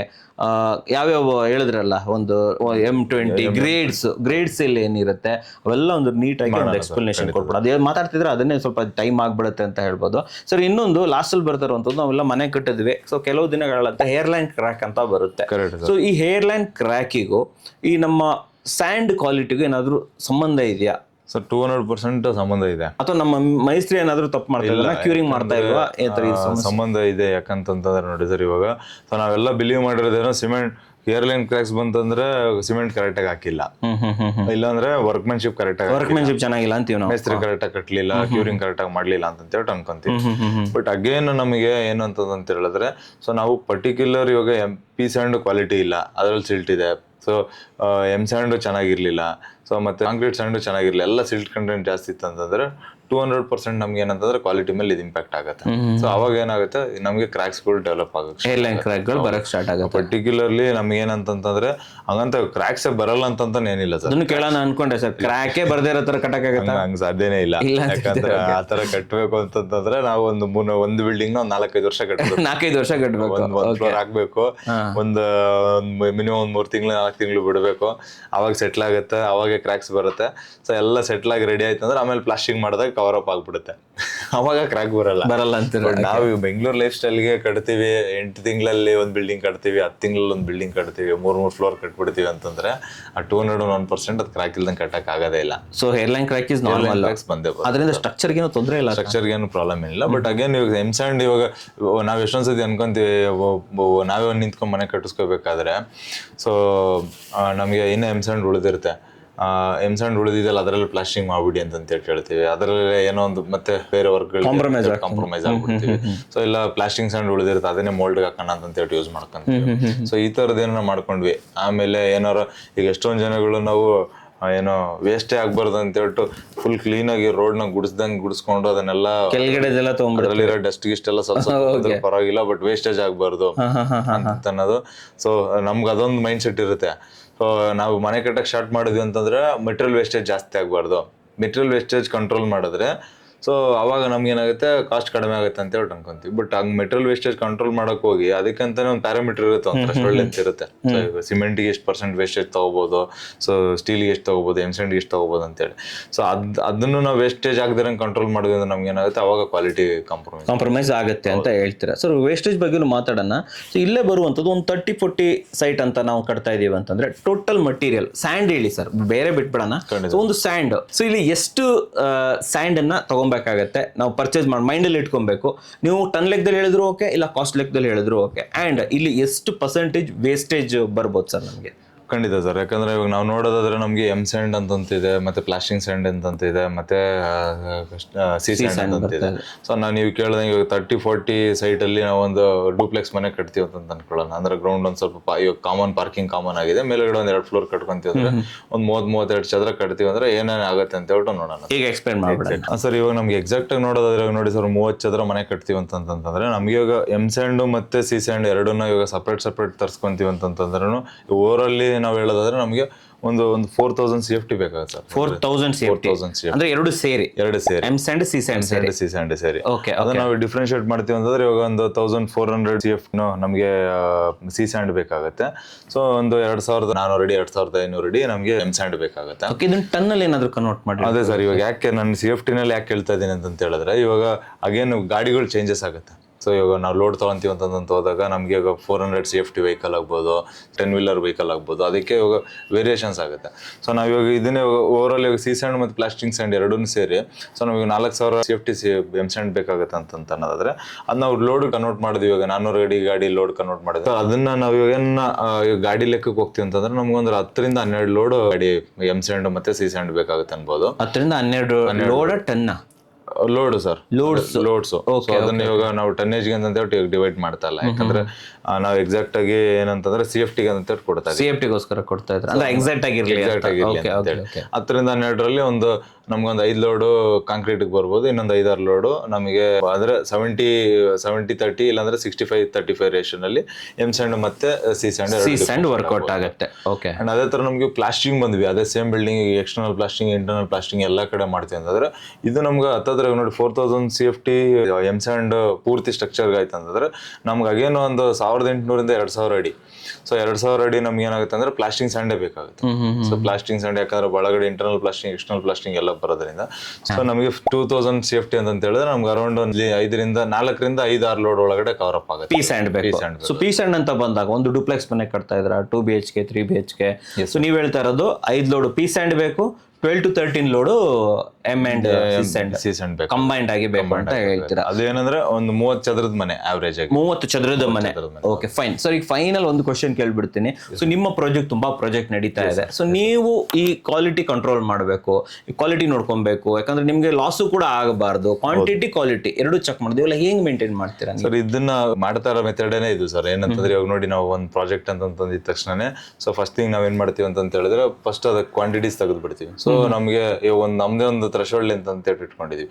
ಸೊ ಅದ್ರೊಳಗಡೆ ಏನು ಎಮ್ ಸ್ಯಾಂಡ್ ಎಷ್ಟು ಖರ್ಚಾಗುತ್ತೆ ಈ ಪ್ರಾಜೆಕ್ಟ್ಗೆ, ಆಮೇಲೆ ಪಿ ಸ್ಯಾಂಡ್ ಎಷ್ಟು ಖರ್ಚಾಗುತ್ತೆ, ಪ್ಲಸ್ ಸಿ ಸ್ಯಾಂಡ್ ಎಷ್ಟು ಖರ್ಚಾಗುತ್ತೆ ಅಂತ ಹೇಳ್ಬಿಟ್ಟು ಒಂದು ಕ್ವಾಂಟಿಟಿ ಅರೈವ್ ಆಗಿ ಇಟ್ಟಿರ್ತೀವಿ. ಸ್ಟಾರ್ಟಿಂಗ್ ಸೊ ಬರ್ದಿಟ್ಕೊಂಡಿದ್ದಾದ್ಮೇಲೆ ನಮಗೆ ಆಮೇಲೆ ಅದನ್ನ ಏನ್ ಮಾಡ್ತೀವಿ ಅಂತಂದ್ರೆ ಸ್ಟೇಜ್ ವೈಸ್ ಗೆ ಬ್ರೇಕ್ ಡೌನ್ ಮಾಡ್ತೀವಿ. ಅಂದ್ರೆ ಸ್ಟಾರ್ಟಿಂಗ್ ಇಂದ ಪ್ಲಿಂತ್ ಗಂಟ ಇಷ್ಟು ಹೋಗ್ಬೇಕು, ಎಮ್ ಸ್ಯಾಂಡ್ ಕೊಟ್ವಿ ಅಂದ್ರೆ ಇಷ್ಟು ಲೋಡ್ ಕೊಡ್ಬೋದು, ಸೊ ಸಿ ಸ್ಯಾಂಡ್ ಕೊಟ್ವಿ ಅಂದ್ರೆ ಇಷ್ಟು ಲೋಡ್ ಕೊಡ್ಬೋದು, ಮತ್ತೆ ಪ್ಲಾಸ್ಟಿಂಗ್ ಸ್ಯಾಂಡ್ ಕೊಟ್ವಿ ಅಂದ್ರೆ ಇಷ್ಟು ಕೊಡ್ಬೋದು ಅಂತೇಳಿ. ಸೊ ಅಲ್ಲೇನಾದ್ರೂ ನಮಗೆ ಆ ಲೆವೆಲ್ ಅಲ್ಲಿ for example ground floor mould ಇರುತ್ತೆ. ಸೊ ಗ್ರೌಂಡ್ ಫ್ಲೋರ್ ಮೋಲ್ಡ್ ಅಲ್ಲಿ ನಮ್ಗೆ ಒಂದು 4 ಲೋಡ್ 3 ಲೋಡ್ ಹೋಗ್ಬೇಕಾಗಿರುತ್ತೆ ಅನ್ಕೊಳ್ಳೋಣ. ಸೊ ಅವ್ರೇನೋ 4 ಲೋಡ್ ಆರ್ಡರ್ ಮಾಡ್ತಿದ್ದಾರೆ ಇಂಜಿನಿಯರ್ ಅಂತ ಹೇಳಿದ್ರೆ ನಾವು ಅಲ್ಲಿ ಕೊಡಲ್ಲ. ಅಂದ್ರೆ ನಮ್ಮ QS ಟೀಮ್ ಇಂದ ಏನ್ ಮಾಡಿದ್ರೆ ಅದಕ್ಕೆ ಕ್ವಶನ್ ಮಾಡ್ತಾರೆ, ಯಾಕೆ ಏನಕ್ಕೆ ನೀನ್ ಮಾಡಿದ ಕೆಲ್ಸಕ್ಕೆ ಇಷ್ಟೇ ಸ್ಯಾಂಡ್ ಹೋಗ್ಬೇಕು, ಯಾಕೆ ಜಾಸ್ತಿ ತಗೊಂತಾ ಇದೆಯಾ, ಹಿಂಗ್ ಮಾಡ್ತೀರಾ ನೀವು? ಈ ತರದ್ದು ಅವರು QS ಅಪ್ರೂವಲ್ ಆಗದೇನೆ ನಮ್ ಮುಂದೆ ಮೆಟೀರಿಯಲ್ ಅದು ಪ್ರೊಕ್ಯೂರ್ಮೆಂಟ್ ಹೋಗೋದೇ ಇಲ್ಲ. ಈ ತರ ಎಲ್ಲ ಇರುತ್ತೆ. ಇಲ್ಲಾಂದ್ರೆ ನಮ್ಗೆ ಎಲ್ಲಿ ಸರ್ ಮುಳುಗಿಸ್ಬಿಡ್ತಾರೆ, ಮೇಸ್ತ್ರಿನೂ ಮುಳುಗಿಸ್ಬಿಡ್ತಾನೆ. ಏನ್ ಮಾಡ್ತಾನೆ ಹೆಂಗ್ ಎಷ್ಟು ಮೆಟೀರಿಯಲ್ ಇದ್ರು ಅದನ್ನ ಹಾಕೊಂಡು ಹೊಡಿತಾ ಇರ್ತಾರೆ. ವೇಸ್ಟೇಜ್ ಎಷ್ಟಾದ್ರೂ ಗೊತ್ತಾಗಲ್ಲ. ಬಟ್ ನಾವು ಫಸ್ಟೇ ಕೊಡ್ಬೇಕಾದ್ರೆ ಹೇಳಿರ್ತೀವಿ. ಅಂಡ್ ಏನೋ 5% ವೇಸ್ಟೇಜ್ ನಾವು ಕನ್ಸಿಡರ್ ಮಾಡಿರ್ತೀವಿ. 5% ವೇಸ್ಟೇಜ್ ನಾವು ಓನಾಗಿ ಕಟ್ಸ್ಕೊಳ್ಳೋರು 5% ವೇಸ್ಟೇಜ್ ಕನ್ಸಿಡರ್ ಮಾಡ್ಕೋಬಹುದಾ? 5% ಅನ್ಕೊಂತೀವಿ, ಅದು ಇನ್ನೊಂದು ಸ್ವಲ್ಪ ಜಾಸ್ತಿನೇ ಹೋಗುತ್ತೆ. ಯಾಕಂದ್ರೆ 5 to 10% ಗಂಟ ಹೋಗುತ್ತೆ. ಬಟ್ ಎಷ್ಟೊಂದು ಓನರ್ಗಳು ಏನ್ ಮಾಡ್ಬಿಡ್ತಾರೆ, ಅವ್ರ ಅರ್ಜೆನ್ಸಿನಲ್ಲಿ ವೇಸ್ಟೇಜ್ ಆಗ್ಬಾರ್ದು ಅಂತ ಹೇಳಿ ಒಂದು ತಿನ್ ಲೇಯರ್ ಎಮ್ ಸ್ಯಾಂಡ್ ಇರುತ್ತೆ, ಅದನ್ನೆಲ್ಲ ಕ್ಲೀನ್ ಮಾಡಕ್ ಸ್ಟಾರ್ಟಿಂಗ್ ಅಲ್ಲಿ ಹೇಳಿದ್ರಲ್ಲ, ಅದೆಲ್ಲ ಕ್ಲೀನ್ ಮಾಡಕ್ ಅಂತ ಹೇಳ್ಬಿಟ್ಟು ಒಂದು ಲೇಬರ್ನ ವೇಸ್ಟ್ ಮಾಡ್ತಾರೆ. ಸೊ ಮೆಟೀರಿಯಲ್ ವೇಸ್ಟ್ ಮಾಡಬಾರ್ದು ಅಂತ ಹೇಳಿ. ಬಟ್ ಹಂಗಾಗಲ್ಲ, ಯಾಕಂದ್ರೆ ಪರ್ಟಿಕ್ಯುಲರ್ ಅದಕ್ಕೆ ಒಂದು ಥ್ರೆಶೋಲ್ಡ್ ಅಂತ ವೇಸ್ಟೇಜ್ ಅಂತ ಕೊಡ್ಲೇಬೇಕು. 5 to 10% ಅಂತೂ ಹೋಗುತ್ತೆ. ಹೌದು ಸರ್. ಓಕೆ. ಸೊ ಅವಾಗ ನಾವೇನ್ ಮಾಡ್ತೀವಿ, ಇದನ್ನ ಆ ತರ ಕಂಟ್ರೋಲ್ ಮಾಡ್ತೀವಿ. ಅವಾಗ ನಮ್ಗೆ ಆಟೋಮೆಟಿಕ್ ಆಗಿ ಗೊತ್ತಾಗುತ್ತೆ ಅಲ್ಲಿಂದ ಆ ಮೆಟೀರಿಯಲ್ ಆ ಸಪ್ಲೈಯರ್ ಯಾರು, ಅವನೇನ ಕಡಿಮೆ ಕಳಿಸ್ಬಿಟ್ಟಿದ್ದಾನ, ಇಲ್ಲ ಅಂದ್ರೆ ನಮ್ಗೇನ ಅಲ್ಲೇನ ಬೇರೆ ವರ್ಕ್ ಜಾಸ್ತಿ ಆಗಿದ್ಯಾ. ಈಗ ಫಾರ್ ಎಕ್ಸಾಂಪಲ್ ನಾವು ಅನ್ಕೊಂಡಿರ್ತೀವಿ ಒಂದ್ ಗೋಡೆ ಅದನ್ನ ರೀವರ್ಕ್ ಆಗೋಯ್ತು. ಸೊ ಅವಾಗ ನಾವು ಒಂದು ಗೋಡೆ ತೆಗೆದು ಮತ್ತೆ ಕಟ್ಟಿದ್ವಿ ಅಂದ್ರೆ ಅಲ್ಲಿ ಮತ್ತೆ ನಮ್ಗೆ ಸ್ಯಾಂಡ್ ಜಾಸ್ತಿ ಕನ್ಸ್ಯೂಮ್ ಆಗಿರುತ್ತೆ. ಆ ಥರದ್ದು ಏನನ್ನ ಇದೆ ಅಂತಂದ್ರೆ ಮಾತ್ರನೇ ಅಪ್ರೂವಲ್ ಕೊಡ್ತೀವಿ. ಆ ಥರದ್ದೇನಾಗಿಲ್ಲ, ಕರೆಕ್ಟಾಗಿ ಪ್ರೋಸೆಸ್ ಪ್ರಕಾರ ಹೋಗ್ತಾ ಇದೆ ಅಂತಂದ್ರೆ ಎಕ್ಸ್ಟ್ರಾ ಆಗಿದೆ ಅಂದ್ರೆ ಅಲ್ಲಿ ಆಟೋಮೆಟಿಕ್ ಆಗಿ ಗೊತ್ತಾಗ್ಬಿಡುತ್ತೆ. ಸೊ ಅವಾಗ ಅದಕ್ಕೆ ಅವ್ರು ಮತ್ತೆ ಅಲ್ಲಿ ನಮ್ಮ ಸೈಟ್ ಇಂಜಿನಿಯರ್ ಬಂದು ಅದಕ್ಕೆ ಎಕ್ಸ್ಪ್ಲನೇಷನ್ ಕೊಟ್ಟು ಯಾಕೆ ಜಾಸ್ತಿ ಆಗಿದೆ, ಏನಾಗಿದೆ ಅಂತ ನೋಡಿ. ಸೊ ಅಲ್ಲಿ ಸೈಟ್ ಇಂಜಿನಿಯರ್ದು ಮೇಸ್ತ್ರಿದೆಲ್ಲ ಏನು ಪ್ರಾಬ್ಲಮ್ ಇಲ್ಲ ಅಂತಂದ್ರೆ ಹಾಗೇನಾದ್ರು ಪ್ರೊಕ್ಯೂರ್ಮೆಂಟ್ಗೆ ಹೋಗುತ್ತೆ. ಪ್ರೊಕ್ಯೂರ್ಮೆಂಟ್ ಅವ್ರು ಏನಾರ ಸಪ್ಲೈಯರ್ನ ಕರೆಕ್ಟಾಗಿ ಕೊಟ್ಟಿದಾರ ಇಲ್ವಾ, ಅವ್ನು ಯಾರು ಹೊಸ ಸಪ್ಲೈಯರ್ ಇದ್ದ, ಏನಾರ ಕ್ವಾಂಟಿಟಿನಲ್ಲಿ ಏನೋ ವೇರಿಯೇಷನ್ ಮಾಡಿದ್ದ, ಹಾಗೆ ನಾವು ಹೇಳ್ದಂಗೆ ಟನ್ನೇಜ್ ತುಂಬ್ಕೊಂಡ್ ಬರ್ಬೇಕಾದ್ರೆ ಇದೆಲ್ಲ ವೇರಿಯೇಷನ್ ಆಗಿರುತ್ತೆ. ಆ ಥರದ್ದು ಏನಾಗ ಅವ್ರು ಸಿಗಾಕೊಂಡ್ರು ಅಂತಂದ್ರೆ ಅವ್ರಿಗೆ ಕಂಪ್ಲೀಟ್ ಆಗಿ ಅವ್ರ ಮೇಲೆ ಡೆಬಿಟ್ ಮಾಡ್ಬಿಡ್ತೀವಿ. ಆದ್ರೆ ಅವ್ರ ಸಪ್ಲೈಯರ್ಸ್ ಇನ್ನ ನಮ್ಮ ಹತ್ರ ಪೇಮೆಂಟ್ಸ್ ಇರುತ್ತೆ.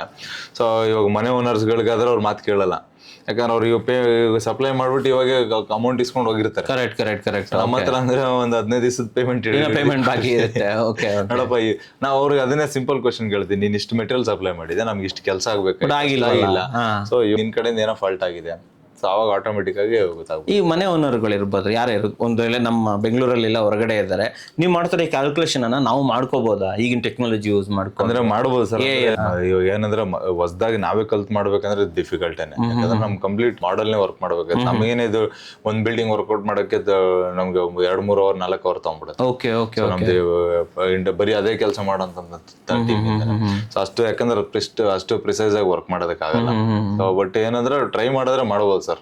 ಸೊ ಈಗಲೂ ಟೆಕ್ನಾಲಜಿ ಬಂದಿದೆ, ಯೂಸ್ ಮಾಡ್ಕೊಂಡು ಮಾಡ್ಬೋದು. But we are not sure ಅದು ಎಷ್ಟು ಎಕ್ಸಾಕ್ಟ್ ಆಗಿ ಬರುತ್ತೆ ಅಂತ ಹೇಳಿ. ಯಾಕಂದ್ರೆ ಇದನ್ನೆಲ್ಲ ಮಾಡೋದಕ್ಕೆ ಹಾಗೆ ನಮ್ಗೆ ಪ್ರಾಕ್ಟಿಕಲ್ ನಾಲೆಡ್ಜ್ ಇರಬೇಕು. ಕರೆಕ್ಟ್ ಆಗಿ ಲಾಟ್ ಆಫ್ ವೇರಿಯೇಷನ್ಸ್ ಇರುತ್ತೆ. ಓಕೆ ಸೊ ಅದಾದ್ಮೇಲೆ ಮತ್ತೆ AI ನಲ್ಲಿ ಕೊಡಬಹುದು, ಬಟ್ ಏನೋ ವೇರಿಯೇಷನ್ಸ್ ಎಕ್ಸ್ಪೆಕ್ಟ್ ಮಾಡಬಹುದು, ಹೇಳಕ್ಕಾಗಲ್ಲ. ಸೂಪರ್. ಸೊ ತುಂಬಾ ದೊಡ್ಡದೇ ನಾವು ಮ್ಯಾಟ್ರ್ ತಗೊಂಡ್ಬಂದ್ಬಿಟ್ಟಿದ್ದೀವಿ. ಸೊ ಫೈನಲ್ ಆಗಿ ಯಾರು ಮನೆ ಕಟ್ಟಬೇಕು ಅಂತ ಇದ್ದಾರೆ, ಕನಸಿನ ಮನೆ, ಸೊ ಅಂಥವ್ರಿಗೆ ಏನ್ ಹೇಳಕ್ ಇಷ್ಟಪಡ್ತಾರೆ ನಿಮ್ ಕಡೆ ಒಂದು ಮೆಸೇಜ್? ಸರ್, ಕನಸಿನ ಮನೆ ಕಟ್ಕೊಳ್ಳೋರಿಗೆ 100% ಏನಂತಂದ್ರೆ ಬರೀ ಸ್ಯಾಂಡ್ ಬಗ್ಗೆನೇ ಮಾತಾಡಿರೋದ್ರಿಂದ ಸೊ ಸ್ಯಾಂಡ್ ನ ಪ್ರಾಪರ್ ಆಗಿ ಯೂಸ್ ಮಾಡಿ. ಯಾಕಂತಂದ್ರೆ ನೀವೇನ ಕಟ್ಕೊಂತಿದ್ದೀರಾ ಅಂತ ಹೇಳಿದ್ರೆ, ಸೊ ಸ್ಯಾಂಡ್ ಇಂದಾನೆ ತುಂಬಾ ಕೆಲಸಗಳಾಗೋದಿದೆ. ಯಾಕಂದ್ರೆ ಬೈಂಡಿಂಗು, ಡ್ಯೂರಬಿಲಿಟಿ ಎಲ್ಲ ಡಿಪೆಂಡ್ ಆಗಿರೋದು ಸ್ಯಾಂಡ್ ಇಂದಾನೆ. ಸೊ ಅದನ್ನ ನೀಟಾಗಿ ಯೂಸ್ ಮಾಡಿ ಅಂತ ಹೇಳ್ಬಿಟ್ಟು ಒಂದಷ್ಟು ಬೇಸಿಕ್ ನಾಲೆಡ್ಜ್ ಅಂತಂತೂ ಕೊಟ್ಟಿದೀವಿ, ಅದನ್ನ ಯೂಸ್ ಮಾಡ್ಕೋಬಹುದು. ಇಲ್ಲ ಈ ತಲೆನೋವು ಯಾವ್ದನ್ನು ಬೇಡ, ಸೊ ನೀಟಾಗಿರ್ಲಿ, ಎಲ್ಲಾ ತಲೆನೋವನ್ನು RCC ಅವ್ರ ಮೇಲೆ ರೆಡಿ ಇದೀರ ಅಂತಂದ್ರೆ, ಸೊ ನಮ್ಗೆ ಇದೆಲ್ಲ ನೋಡ್ಕೊಂಡು ಕ್ಲೀನ್ ಆಗಿ ಕಟ್ಕೊಡ್ರಪ್ಪ ಅಂತಂದ್ರೆ always welcome to RCC. Ready ಇದ್ದೀರಾ? ನಾವು ರೆಡಿ ಇರ್ತೀವಿ. ಈ ತರದ ಎಲ್ಲಾ ತರದನ್ನು ಕೂಡ R&D ಮಾಡ್ಕೊಂಡು, ಸೊ ಪ್ರತಿಯೊಂದು ಕೂಡ ಫೀಲ್ಡ್ ಟೆಸ್ಟ್ ಮಾಡ್ಕೊಂಡು ಅಂಡ್ ಎಲ್ಲ ಸಪ್ಲೈಯರ್ಗೂ ಅಷ್ಟೇ ನೆಕ್ ಟು ನೆಕ್ ಕಮಿಟ್ಮೆಂಟ್ ಇಟ್ಕೊಂಡು ಕೆಲಸ ಮಾಡ್ತಾ ಇರ್ತೀವಿ. ಸೊ ಹಂಗಾಗಿ ನಿಮ್ಮ ಮನೇನ ಅಷ್ಟೇ ಜವಾಬ್ದಾರಿಯಿಂದ ಕಟ್ತೀವಿ. ಅಂಡ್ ನಾವು ಕೂಡ ಲಾಸ್ ಆಗದೆ ಇರೋದಕ್ಕೆ ಏನೇನು ಪ್ಯಾರಾಮೀಟರ್ಸ್ ಯೂಸ್ ಮಾಡ್ತೀವಿ ಅಂತ ಹೇಳಿದ್ವಿ. ಸೊ ಅದ್ರ ಪ್ರಕಾರ 100% ಒಂದು ಕ್ವಾಲಿಟಿ ಮನೆನ ಕಟ್ಕೊಡ್ತೀವಿ. So welcome all of you for RCC ಅಂತ. ಸೂಪರ್ ಆಗಿ ಹೇಳಿದ್ರೆ, ಒಳ್ಳೊಳ್ಳೆ ಆಫರ್ ಕೂಡ ನಡೀತಾ ಇರುತ್ತೆ RCCಲಿ. ಅಂಡ್ ಮೇನ್ ಆಗಿ ಇದು ಮಾಡಿರೋದು ನಿಮ್ಮ ನಾಲೆಜ್ಗೋಸ್ಕರ, ಅದು ತುಂಬಾ ಇಂಪಾರ್ಟೆಂಟ್. ದಯವಿಟ್ಟು ವಿಡಿಯೋ ಶೇರ್ ಮಾಡಿ, ನಿಮ್ಮ ಹತ್ರನೇ ನಾಲೆಜ್ ಇಟ್ಕೋಬೇಡಿ. ನಾವು ತುಂಬಾ ಕ್ರಿಟಿಕಲ್ ನಾಲೆಜ್ ಇದೆ, ಯಾರು ಹೇಳಲ್ಲ ನಿಮ್ಗೆ ಅಂತಂದ್ರೆ ನಾವು ನಿಮ್ಗೆ ಹೇಳಿದೀವಿ ಅಂತಂದ್ಮೇಲೆ ನೀವು ನಿಮ್ಮ ಫ್ರೆಂಡ್ಸ್ ಅಂಡ್ ಫ್ಯಾಮಿಲಿ ಜೊತೆ ದಯವಿಟ್ಟು ವಿಡಿಯೋ ಶೇರ್ ಮಾಡೋದನ್ನ ಮರಿಬೇಡಿ. ಅಷ್ಟೇ ಇಲ್ಲದೆ ವಿಡಿಯೋ ಇಷ್ಟ ಆದರೆ ಲೈಕ್ ಮಾಡಿ, ಇಷ್ಟ ಆಗಿಲ್ಲ ಡಿಸ್ಲೈಕ್ ಮಾಡಿ, ಏನಾದರೂ ಸಬ್ಸ್ಕ್ರೈಬ್ ಅಂತೂ ಮಾಡಲೇಬೇಕು. ಯಾಕಂದ್ರೆ ಕನ್ನಡಿಗರನ್ನ ಬೆಳೆಸಬೇಕು. ಸರ್, ನಮ್ಮ ವೀಕ್ಷಕರಿಗೆ ಒಂದು ಕ್ವಾಲಿಟಿ ನಾಲೆಜ್ ಮ್ಯಾಟ್ರನ್ನ ತಗೊಂಡ್ಬಂದಿದ್ದಕ್ಕೆ ಧನ್ಯವಾದಗಳು. ಧನ್ಯವಾದಗಳು ವೀಕ್ಷಕರೇ.